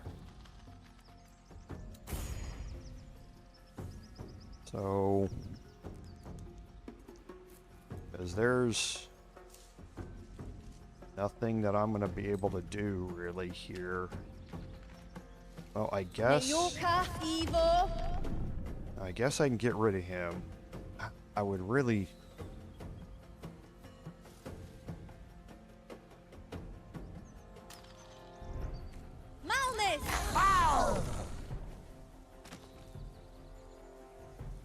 Okay, so I can still move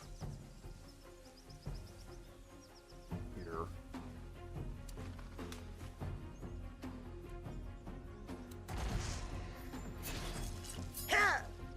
Not worried about their attacks against. Well, I wasn't. Jeez. Okay. Sharon needs to incur some opportunity attacks here. Because I can't kill the Kobold Chief. I just can't. So let's attack, and let's incur only 2 opportunity attacks by moving here. Okay, we're going to cast Cure Wounds. And that brought her up to full health again. Okay, and with our bonus action, let's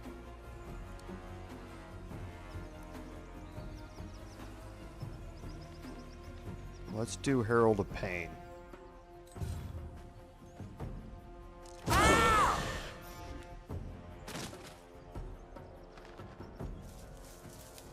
Okay, so that's why I needed to get to Sharon. Was for Herald of Pain. It does really, really well against low hit point enemies. It does 2d8 plus my cleric level necrotic damage. But I needed to get her healed because in case the Kobold Chief goes after her. And she's going to. Oh, and he rolled 2. Oh, jeez. Okay, so we rolled 2 nat 1s and then missed. Luckily. Arcana Evo! Why do I have disadvantage on that? Arcana Let's Evo! upcast it. Arcana He's really hard to hit. Malmus! Okay. Yeah, see, he's really hard to hit. Why am I getting disadvantage on this? Oh. That might be because of Herald of Pain.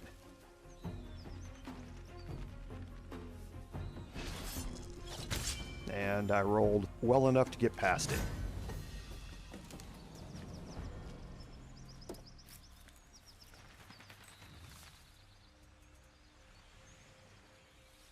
No. A target has disadvantage on attack rolls, but it says each hostile creature. But it looked like it gave disadvantage to everybody on that. So I don't know if it was because of that, or if it was just because of something naturally that he gets. but he was using something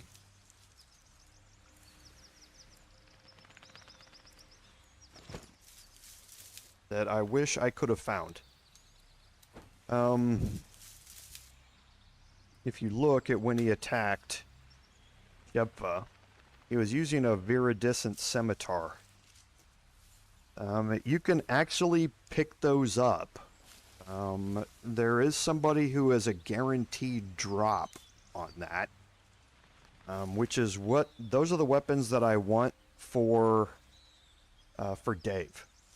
They do additional poison damage. They're a regular scimitar that does additional poison damage.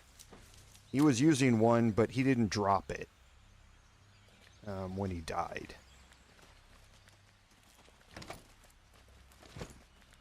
Which is a shame.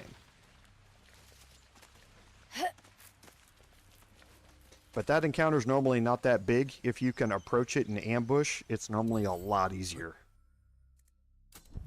They're spread out all over the map, and you start farther away. It just went badly. Because of these rolls that we're having in the overworld, which are just insane. Insanely bad. I want to take a look around here real quick. Make sure there's nothing that I'm missing. I don't think there is.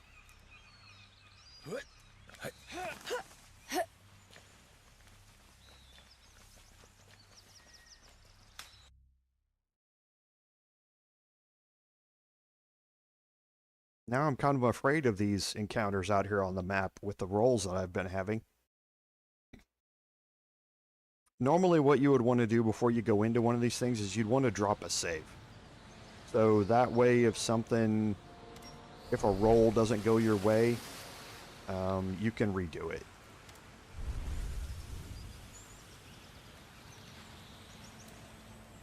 Okay, so we got some ominous black smoke here, so we're going to approach. Okay, we have several people around a bonfire, and you see a pile of corpses in the flames, so we're going to try and observe this. What was I even thinking I'd pass it? You can't pass any of these rolls. I haven't passed a single one. And now I have to defend myself again.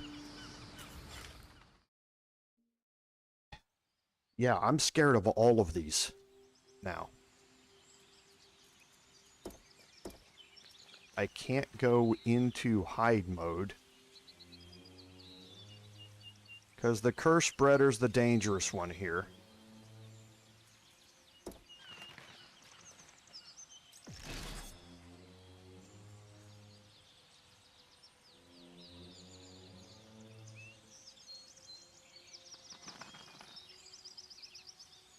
Let's drop a save here. If I move, this encounter's bugged, I think, because I'm supposed to be in a fight right now, but I'm not. I can't go into cautious mode because I'm perceived, but the fight hasn't started yet. So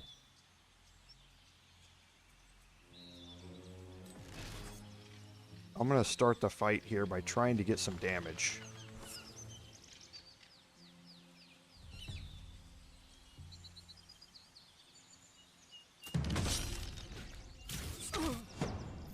So I did get some damage there. He's vexed.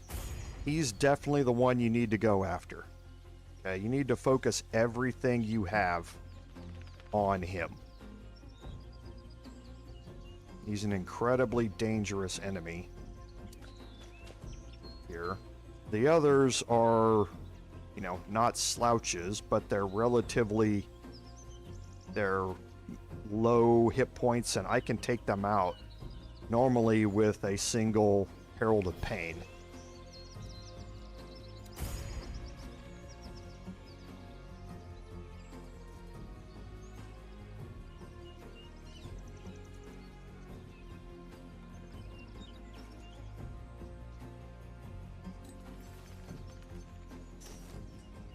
Marike, Evo! 60%.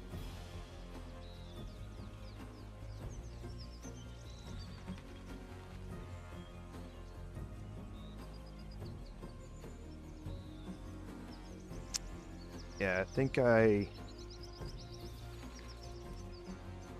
try it. But if I'm gonna try it, I'm gonna upcast it and try and add an extra d6.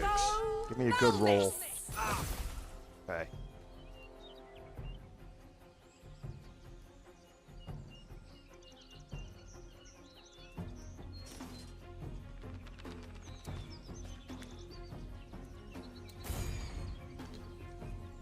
Okay, now we need to get this.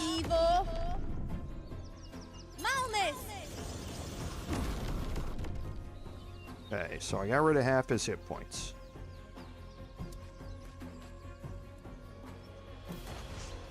And now they're going to start moving toward me. Now, if you want to get stuck up there, I don't have a problem with that, but unless you're going to glitch the game. Okay, there you go.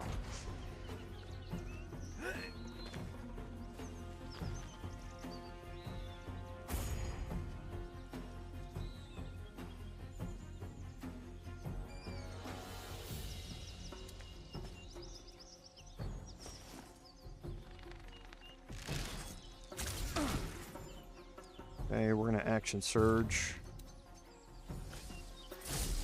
Try that again. And I rolled a nat 1.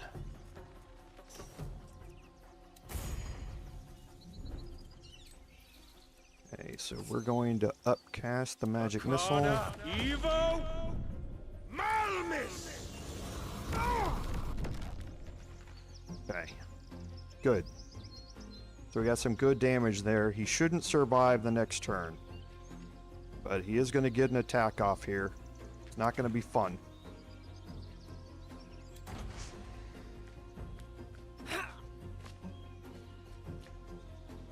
He normally has this huge damage poison spike. So he casts Rave Enfeeblement. I'm not too worried about that.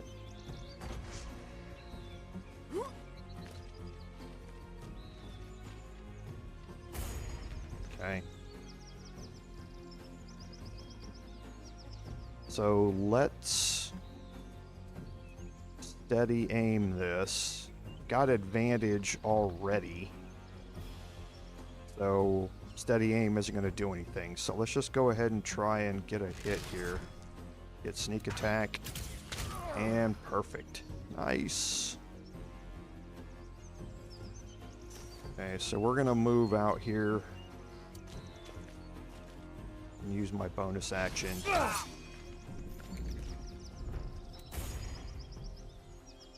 Okay, and with Sharon,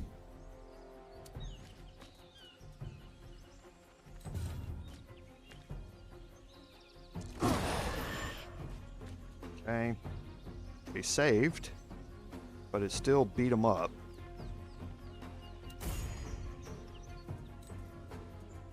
Nayoka Evo Malmis.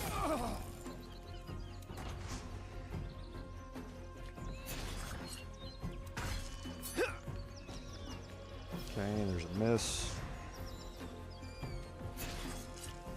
There's a miss.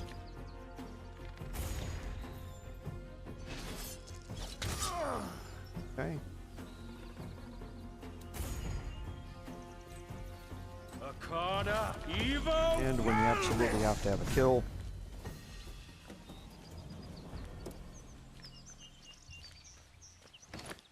Okay, so that went pretty well. Like I say, I wasn't too worried about Rave Enfeeblement. I was more worried about his high damage poison or necrotic damage spell.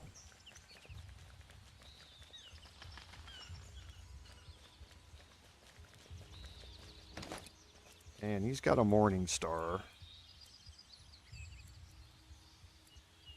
which I think I'm going to keep here. It's 1d8, right? Yeah. It's piercing damage. It's not bludgeoning damage, though. So he's still got the Warhammer, so he's alright.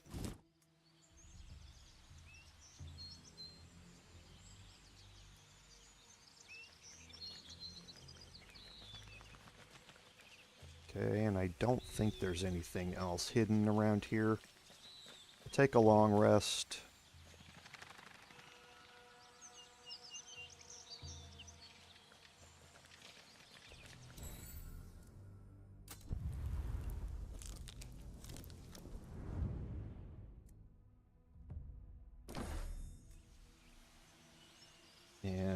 out of here. So you've gotten a really combat-heavy episode today. That was kind of the intent, is that we'd go out here and try and explore a bunch of these locales. And we have one more down here, but I don't think we can get to it because it's on the other side of the river. So I think the last thing we're going to do today... Well, no, it won't be the last thing. But the next thing we're going to do here is I'm definitely going to drop a save for this.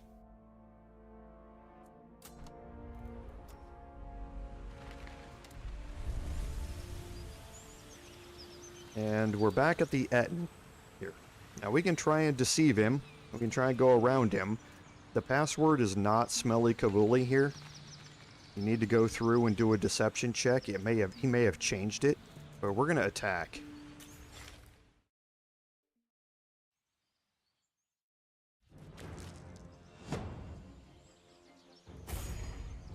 Okay. So let's get Jebfa back. Well, let's see before. Nayorka, evil. Can't do it there. She can move forward one more, though. And probably get that to land. Nayorka, evil. Malnit! Oh, nice. She rolled really good damage there, and now I can still get her back. Okay. For Rudi, I think I want the acid arrow here. 65% chance.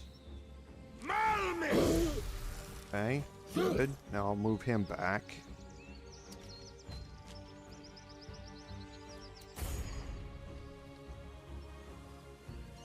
Okay. I'm not going to be able to get him up there. I could cause some damage right now, but it's not going to be sneak attack. And I think, well, it could be. Yeah, it could be with steady aim here.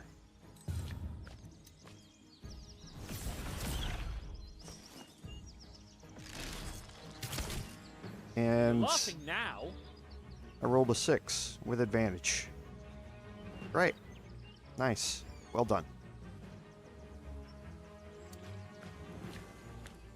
Okay, so now he hits really hard. Okay, so he missed. And he knocked me prone. Okay, prone doesn't matter as much. So let's get our... Okay, good. So he's vexed. Do action surge.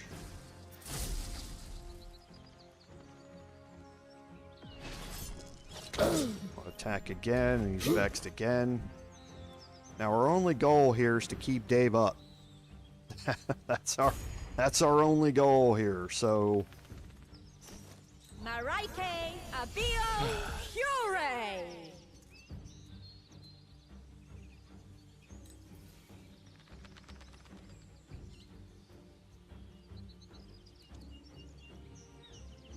hey, I think we upcast this. Marike, Abio, Pure!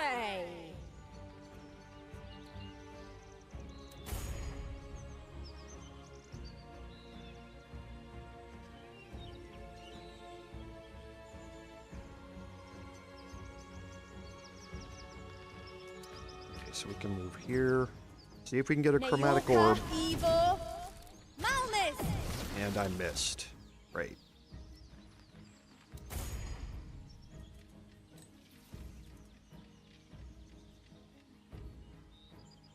Arcana, Evo, Malmit! Jeez, another stupid low roll. Look at those ones. That is insane. That is absolutely insane. how low I am rolling here.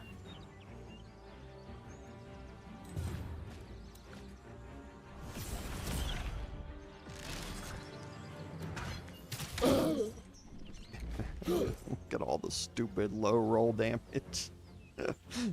This thing is crazy. This could go real bad. Yep. Yep, there it is.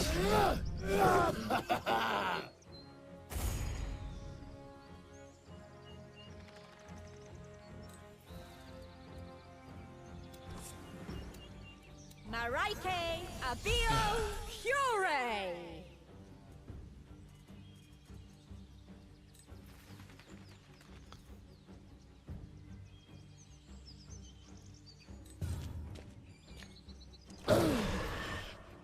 Okay, I want to give him disadvantage on his attack rolls.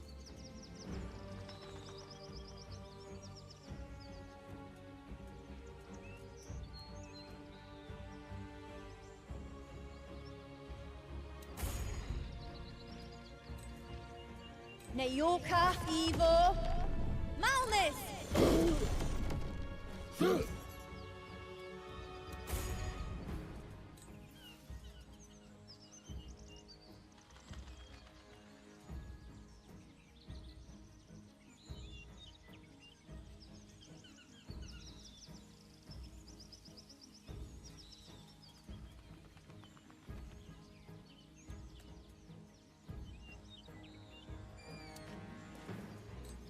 Arcana Evo Malmis!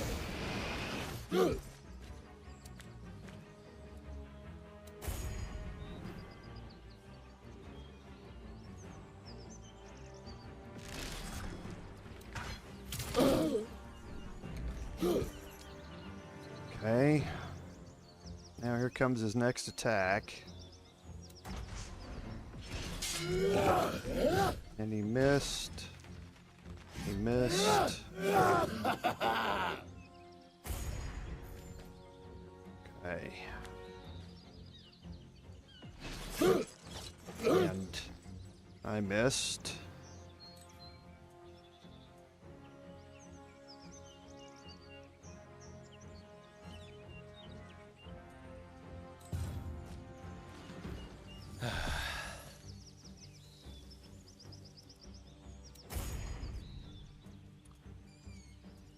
Okay, so I can use Herald of Pain again.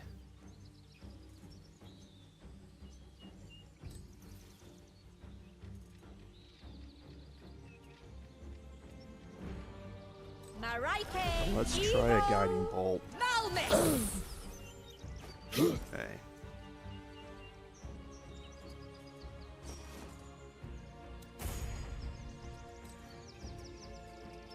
Neyoka Evo Malnis! Okay, so let's see if we can get in here, use Burning Hands again. Arcana Evo Malmis! Oh, he saved. Took half damage.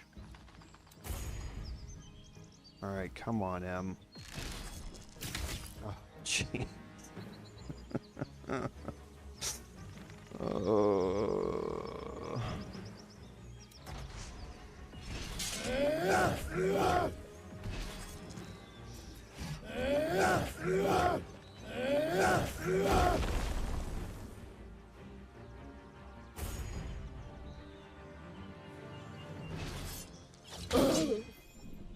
Okay, so finally there's the Vex.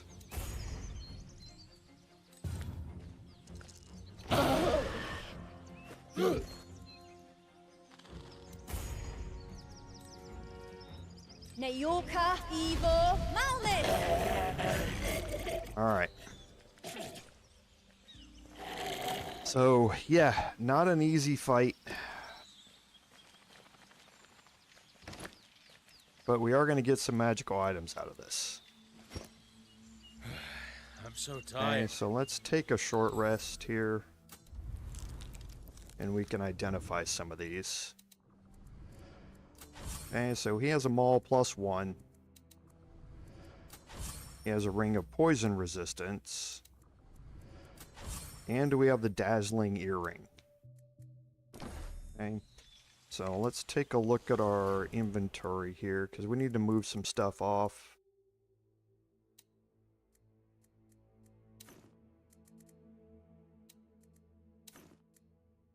Okay, so the ring of poison resistance, just add that on. The maul, we're not going to use. The dazzling earring, you gain proficiency in persuasion and performance. Okay, now there isn't anybody who I really need to use that. He uses the head slot. Okay, so if I look at persuasion and performance, so I already have proficiency in persuasion. I don't in performance, so it would get me a bonus there, but it wouldn't get me anything in persuasion. It would do the same. He's got expertise and persuasion. This would give him a big boost in performance, though. So just in case we do a performance check on it. I don't think we do in early access, but... And then if you look, that's going to gain him now. Oh, once it takes effect.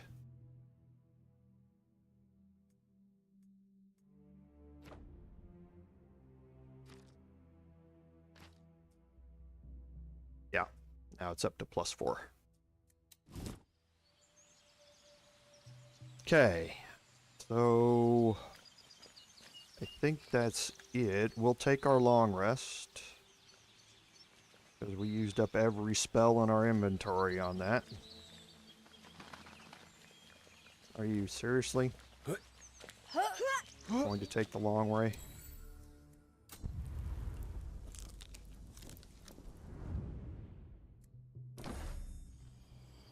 Okay, and now we'll make our way out.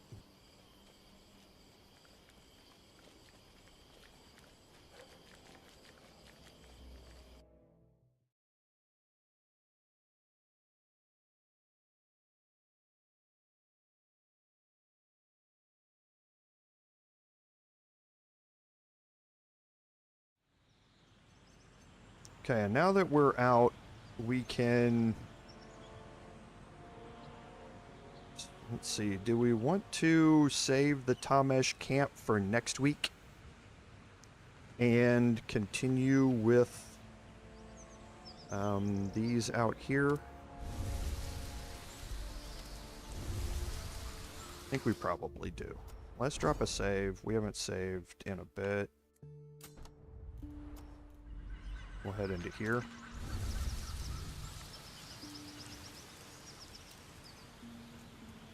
Okay, so we can try and identify it. I don't know why we're even trying. Oh wow, I passed a check. What do you know? You get XP out of those. Okay, and now we have this new permanent one that popped up. Okay, there's going to be a force march. Don't want to do it.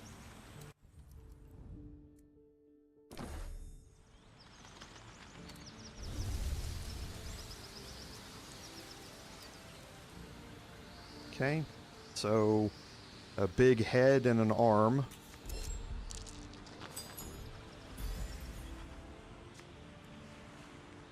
Okay, so again, we're going to get some XP. Now we've got a couple other things down this way. I don't want to go to this one. I know what that one is, and I do not want to have that fight right now. I don't think I'm going to be able to get to this one here. This is another Ettin right here. And yeah, I definitely don't want to do this one. Let's, I don't want to do the old harbor necessarily either. So I guess we're going to go to the Tamesh camp today. There's a force march there. Don't want to do it.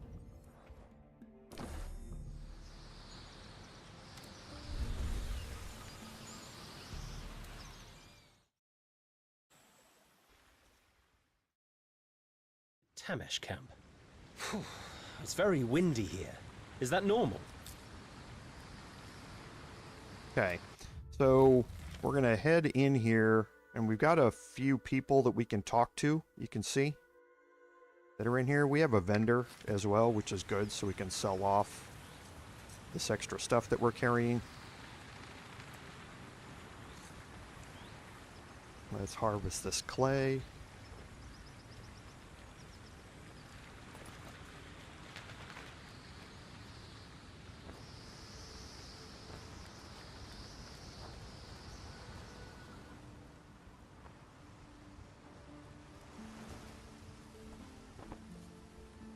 Jebfa, you're back. Tangri, let me introduce my new friends, the Kobolds. Ah, new friends. Sun on your faces. Good to meet you, Tangri. Tangri, Jade, she disappeared. I have no idea what happened to her. By the light of Aron's smile, we will find her. But we were attacked. I fear she was too. Wait, it's important. Our attackers, they were after these. It appears you've discovered something of great value, then. Oh, I really hope so. Kobold friends, thank you for bringing this to the Tamesh. We are indebted to you. Feel free to stay as long as you want. Come and speak with me tomorrow. We must discuss this artifact. I need to go see my brother. We can talk later. Okay, and that's going to complete the Just an Old Book and Bauble. And now we have to get acquainted with the Tamesh people. I started the Wind People quest. Okay, so let's go ahead and start looking through some stuff. I forgot about that.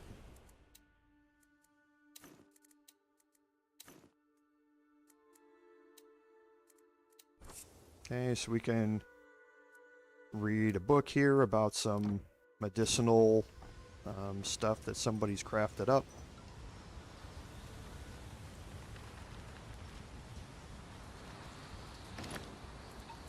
Okay, we'll scroll to Cure Wounds, which is always useful.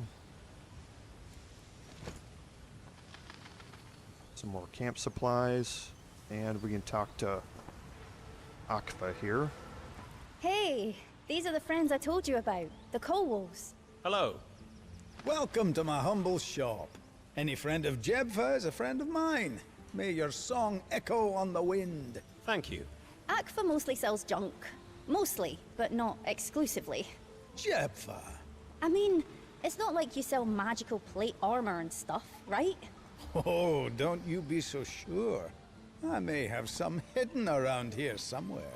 Tamesh camp seems pretty isolated. Who do you sell to, apart from the people here? We are Ka'um. The tribe is larger than just Tamesh camp. People come and go all the time, like the wind. And you little brat, how would you like it if I told stories about you blowing the camp up? My alchemy? Just because I get the mixtures a little wrong. Big Bang Nestle, they call her. Oh, Akfa. I haven't been called that in ages. Something tells me you're related. Yup. Akfa's my brother, for my sins. I'm the older, sensible one.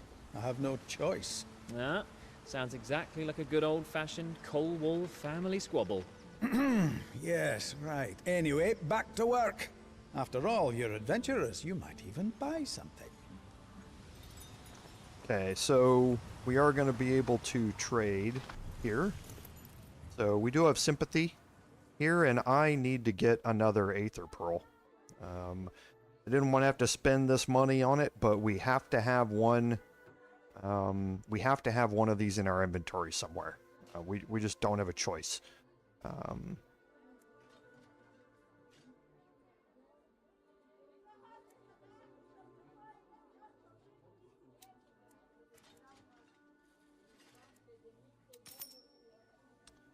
Okay, now as far as the rest of it goes, he doesn't have anything as far as armor that we're going to need, but he does sell scrolls here, and I'm going to look through these and see. Doesn't look like there's anything that I really want. Okay. But you can see some... Oh, he's got the Swift Striders. So, those are nice. It gives you an extra 5 feet of movement speed. I'm actually going to pick those up somewhere, though, so I'm not going to buy them. The Poisonous Amulet's really good.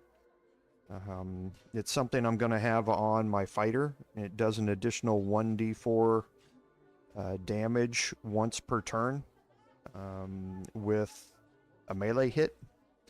But I'm going to pick that up somewhere. Boots of the Elvenkind, I'm going to pick it up somewhere.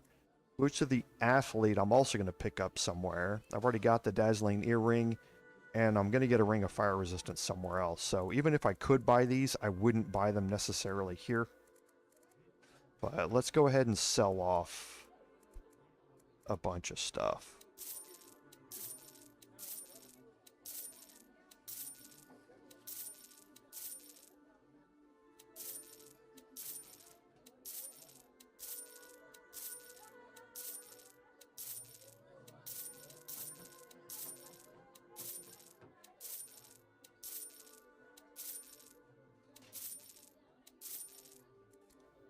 Okay.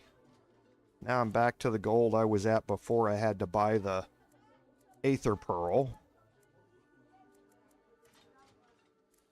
I get rid of the Greatsword +1.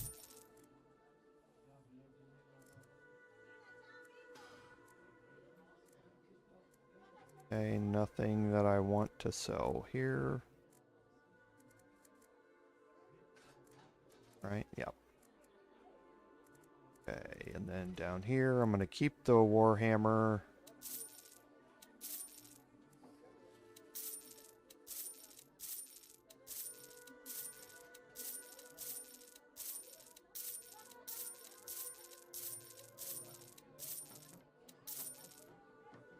Don't need the Druidic Spell Focus.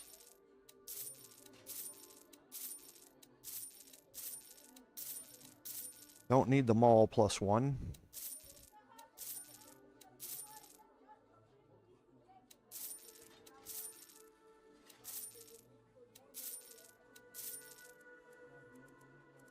Okay, and I think that's good. And again, nothing here that I need to purchase. I'm up to a point, though, where when I get back, I can buy some armor upgrades. She has the Scale Mail, which is 14.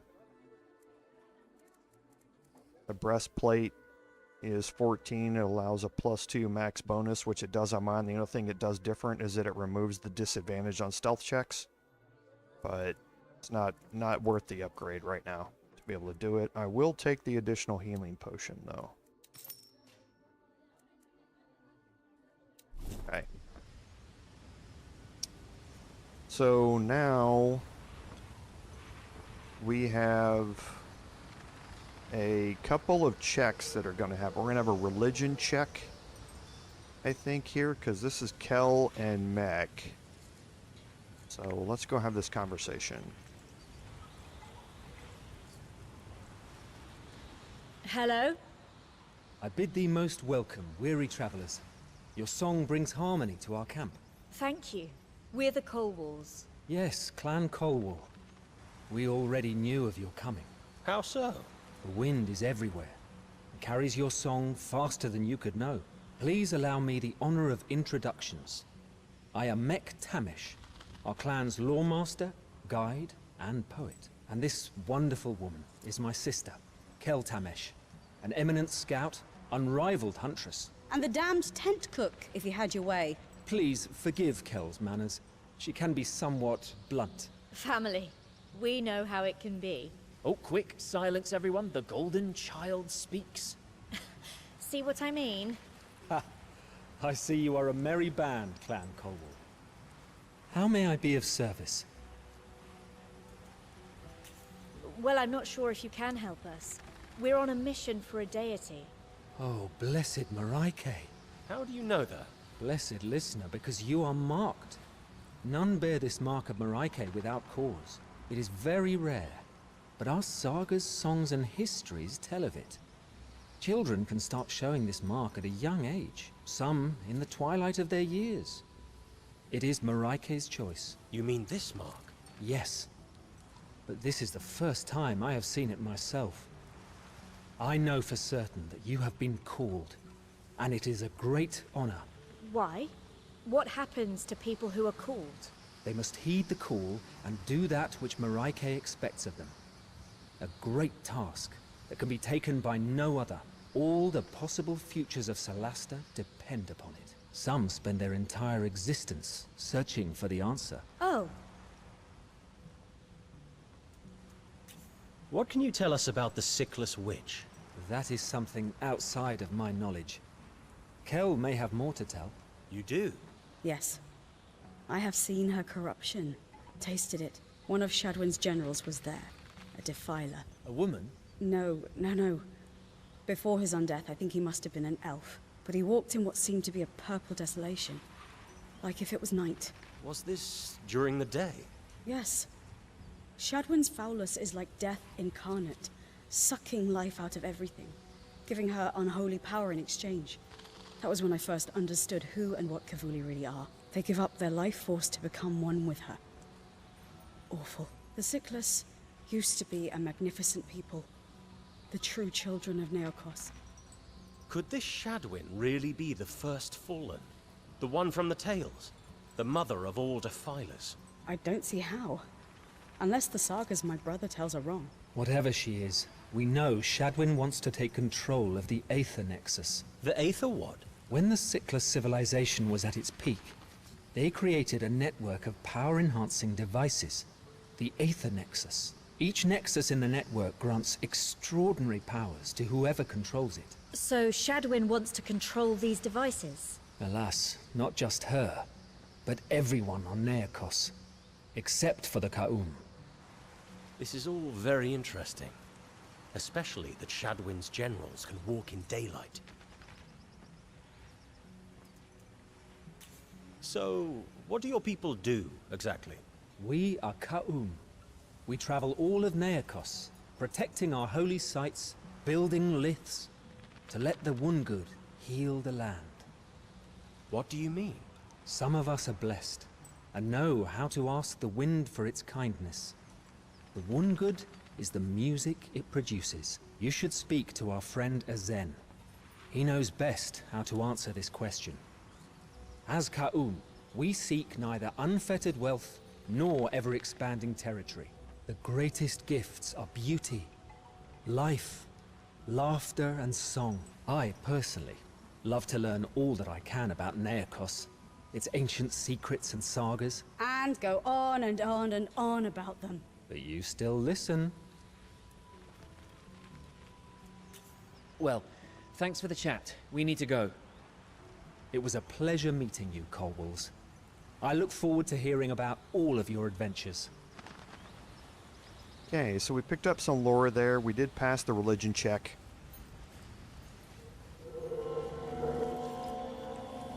That's peculiar. You hear it? A whistling melody. Ah, always looking for stuff to say, even about these damn stones. No, it's true. Must be the wind blowing through narrow cavities. You too. I give up. Okay, so we can make our way around here. Another harvestable. These two you can't interact with. We have Sathina here. We do have a religion check at this shrine here. Oh, a shrine to Aaron. I wonder how all these religions from Tiamat found their way to Neokos. The gods are everywhere. And we're going to have a couple of insight checks during the conversation with Sathina here. Hi there. Fascinating. Strangers with a curious song in our camp.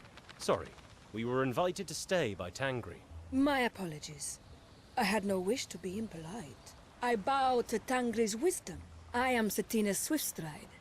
They call me Shield of the Ka'um. We're the Kobolds. We'd like to ask you a few questions, if that's all right. Shield of the Ka'um. Is that some sort of official title or a rank? No. It is a name the Ka'um chose for me, but I try my best to live up to it.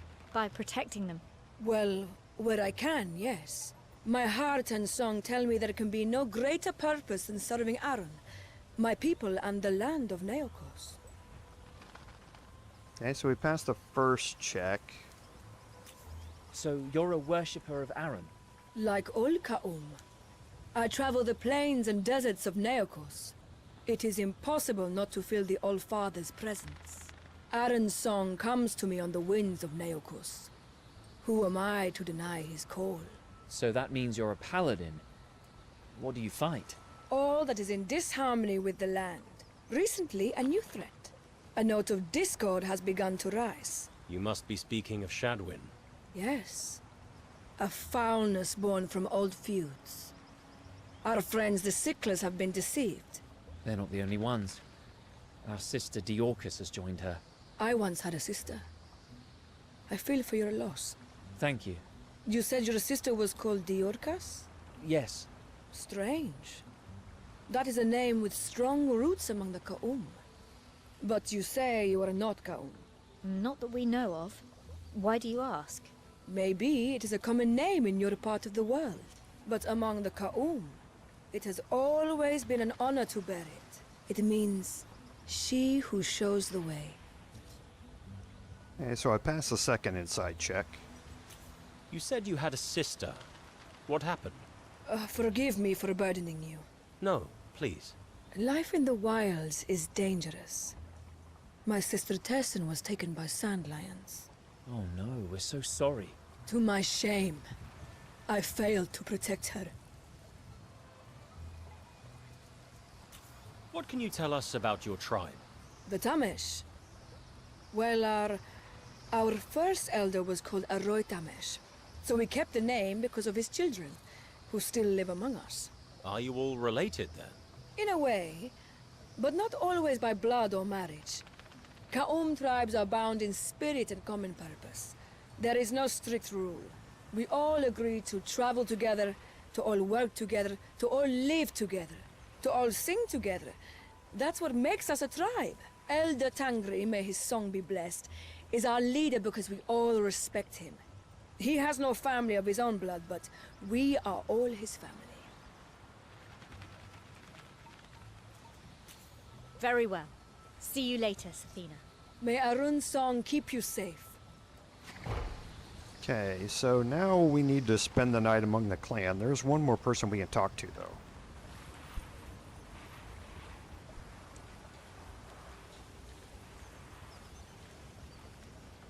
And that's Azen up here.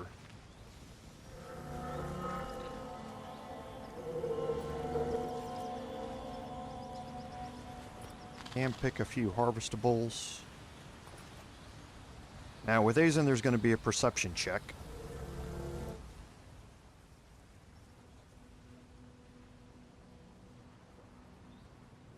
What's... Shh. Listen, my friends. Listen, Neokos' spirit surrounds us. Listen to its song. What do you mean? Can't you hear it? Oh, wow, yes.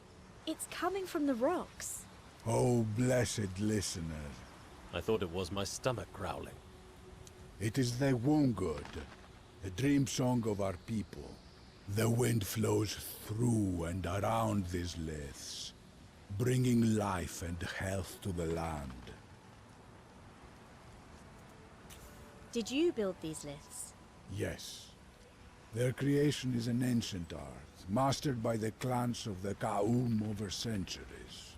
We leave them behind as we travel, and build more each year as we pass through these lands. What are they made of? A little of ourselves, but in the main, elements drawn from all that you see around us. Life and health to the land.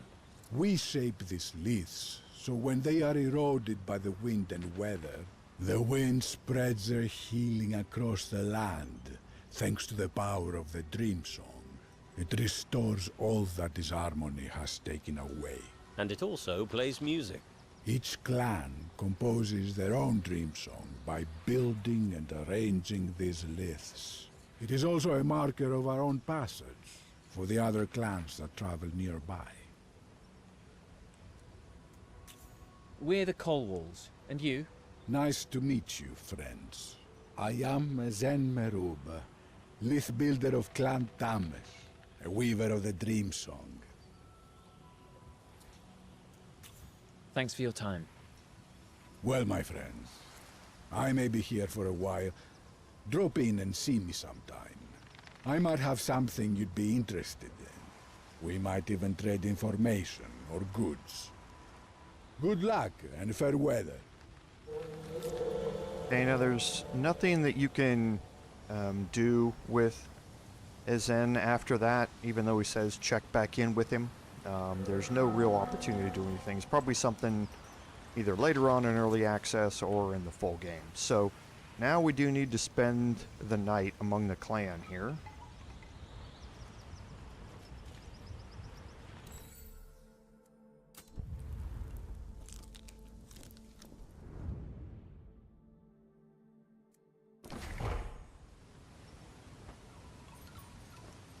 Okay, so now we need to talk to Tangri again. And he's over here. We do have a couple other things that we can sell off that we picked up. The gatherables.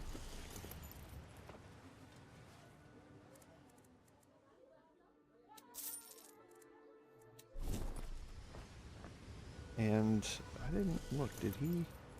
Yeah, no, the healing potion doesn't refresh. Right.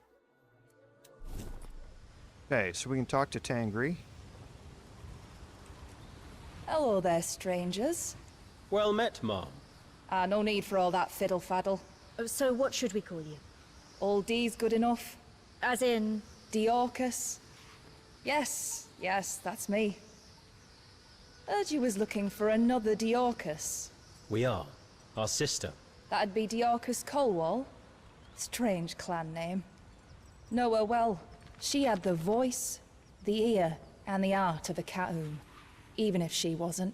Really? Now don't you get too excited. Not got the foggiest where she is right now, but yes, I know her. So how did you meet? Must be a few seasons back. She was wandering like a leaf lost on the wind. Waiting. Hoping for the goddess to breathe on her. So happens, she reckoned I was the first person she'd met with the same name as her. Thought it must be some kind of sign. It's a strange old world. Stayed with my tribe as we traveled south. My oh my, but the song was strong with her. Then all of a sudden she up and left. Finally heard Mariah's calling. You said our sister heard Mariah. That's what she told me. I could hear it in her voice. She's no liar. She was chosen. I know it. She had the mark. So you're not from this tribe? Oh, no. Just visiting young Tangri. Might not be Tamesh, but I'm still Ka'um. We gather once a year at Aronsum. Tangri used to make my heart sing, if you know what I mean. Still friends. So what's your full name? Me. Diorcus. Diorcus Massan. Of Clan Massan. Daughter of Clarassa. And you're all Clan Colwall, I know. Thank you for your help. It was lovely to meet you. Don't forget. Listen to the wind. You'll find her. Or she'll find you one way or t'other. Mariah bless you, old D. And may her song be with you. Okay, so now we can talk to Tangri. Greetings, Colwall friends. Tangri, we've had a few meetings with others of the tribe. I think we're beginning to understand what it is to be Ka'um. This gladdens my heart. For your song to join in harmony would be a great boon. The need of our cause is greater than you can imagine. What cause is that? It is not widely known, but the Ka'um have a secret mission to protect Neokos. While mortals wage war, thrive or perish, the land's song must always remain.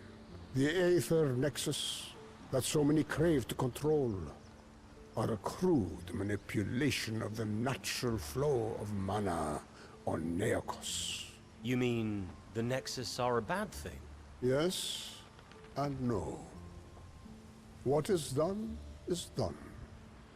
And while it is possible for a Nexus to be used for good, too many who lack harmony, whose song is corrupt, seek them for power, for war. Our dream song, as Ka'um, is to keep the Nexus and the mana that they channel safe, especially from those that would abuse them. You said you wanted to talk about the Sickless artifact we found. Indeed. As you know, I asked Jebfa to search for it. In the common tongue, it is called an amberlith, an ancient Sickless map. We constantly seek out these amberliths. They represent forgotten parts of the Sickless Empire from before the cataclysm. Why do you need them? Our goal is to find the hearth of Kucheza. This last map allowed me to pinpoint the final location. We've been searching for it for a long time, explored countless ruins, all to no avail. This fills our hearts with hope. What does this Hearth of Kucheza have to do with your mission? We believe it contains a vital secret, one that would help us reduce the damage from the Aether Nexus. What kind of secret? I'm not at liberty to say more. Not yet. Why not? Aren't you the tribe's leader?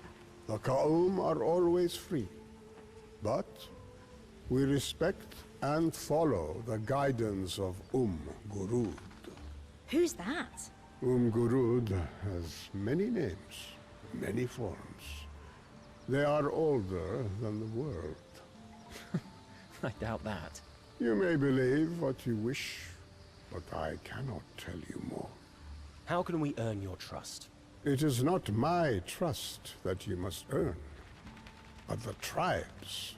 I am thinking about sending Sethina to explore the hearth of Kucheza. You want us to go with her? I want nothing from you. I merely make a suggestion. If you can earn Sethina's trust, you will have a treasure greater than you might at first believe. You make it sound like a difficult feat. That depends on you. Can we think about it? Why, of course. It is your choice alone. We think it's important for you to know. We're here on Neokos to fulfill a holy quest. It was laid upon our family by the goddess Maraike herself. Ah. If that is your dream song, then you must follow it to the end. That might be so, but we still haven't worked out what we're supposed to be doing yet. Ah, yes, yes. The songs of the gods are difficult to follow. Keep your hearts, eyes, and ears open. The song on the wind will guide you. Thank you for your time, Tangri, but we have to go now. May the winds carry you safely, Coldwall friends. Okay, and now we need to talk to Sethina, and Sethina is located back in Kermar. Okay, there was old D there. She'll want to talk to you before you leave. It's a mandatory conversation. So let's head back up here.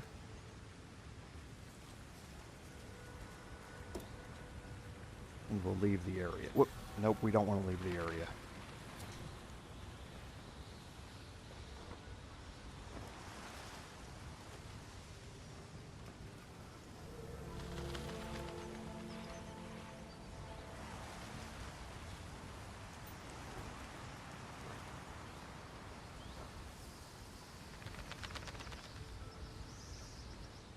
Where is...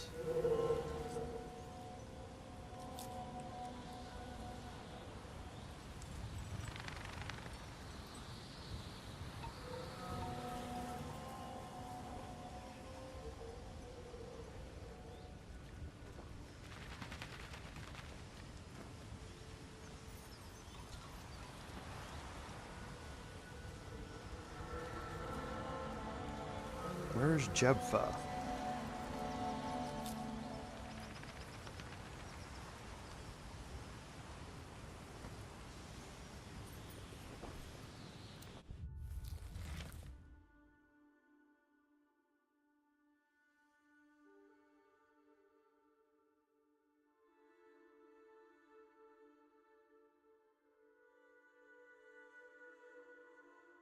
Something's wrong here, yeah. We're gonna head back this way here. Something's being weird about this map. Tangria was in 2 places on the map. And oh yeah, we wanted to talk to Sethina, that's right. We're gonna go over here. Sethina's not gonna be here. But there's a book, right? This is what we have to happen first. My fault. She went to Kaya Ma. We're not waiting for her, are we? Let's go see Rickard. Tell him what we discovered. Sure. Maybe we'll run into Sethina. Would you be looking for Sethina? Yes, we are. I thought so. She had to leave on an errand to Kaya Ma. Oh, damn it. For how long? I'm not sure. Maybe a week? Maybe more? Are you a friend of hers? Yes, yes. I suppose you could say I am. My name's Olan of Clan Masan. I'm a priest of Arun. Sethina can be very focused. The Shield of the Ka'um takes her title seriously. I visit here regularly with my sister. She's around here somewhere. Well, Olan, thanks for your help. May Arun's light guide you, travellers. Okay, so now we need to return to see Rickard, and that's going to lead us out the front to find Sethina. And as we go out the front, now Jebfa has appeared. And now you can enlist Jebfa back into your party, and you definitely want to. Hey, Jebfa. You're not going back to Kaya Ma, are you? Okay, so she'll now join you, and now we can continue on.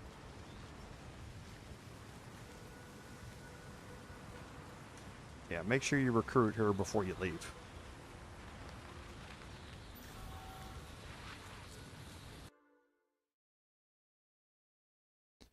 Okay, now things have changed once you get back out to the world map.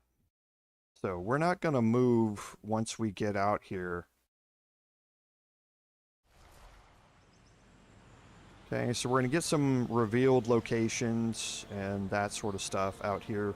Again, we definitely don't want to go to that yet. But we're going to save here. Because some things have happened out here on the world map that as we move around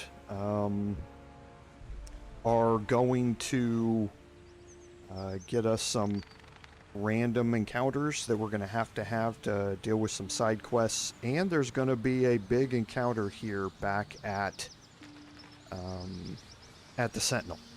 So we definitely don't want to go in there yet, and we don't want to move too far, because if we get that random encounter, it's too late in the stream to be able to deal with it. So that gets us to a good spot to call the stream. Next week what we're going to do is we're going to head back in here. We're going to try and generate that random encounter for Box Ring. That's going to trigger another couple of permanent locations that we'll be able to go visit. One of them very, very important for us.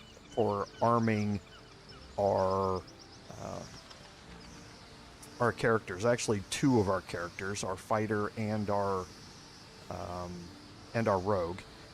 Then we're going to have a major encounter here. We're going to learn a little bit more of the backstory about what this main quest is, and we're going to head back and pick up Sathina inside Karamar. And then we're going to be able to head out here, and once we have one more reinforcement in our party member, or in our party, we're going to go down here and deal with all of these permanent encounters, as well as another Ettin who's here at the bridge here. So we want to make sure that we have everybody, all the people in our party, and hopefully we'll get to level 4 before we get to that point. So a lot of good things coming up next week. So as always, thank you all for being here. I appreciate all the interactions that all of you give during the chat. I really appreciate my channel members. Thank you very much for becoming a member, Rudi, and for showing up, and Sharon as well. Thank you very much for that. My longtime viewers that have been here a lot, Dave, thank you very, very much. I appreciate the support. But everyone here who's watching, whether or not you leave a comment or not, I appreciate all of you being here, because as I say, without your support, none of this would be possible. This is Commander Jerval saying until next time, fare thee well.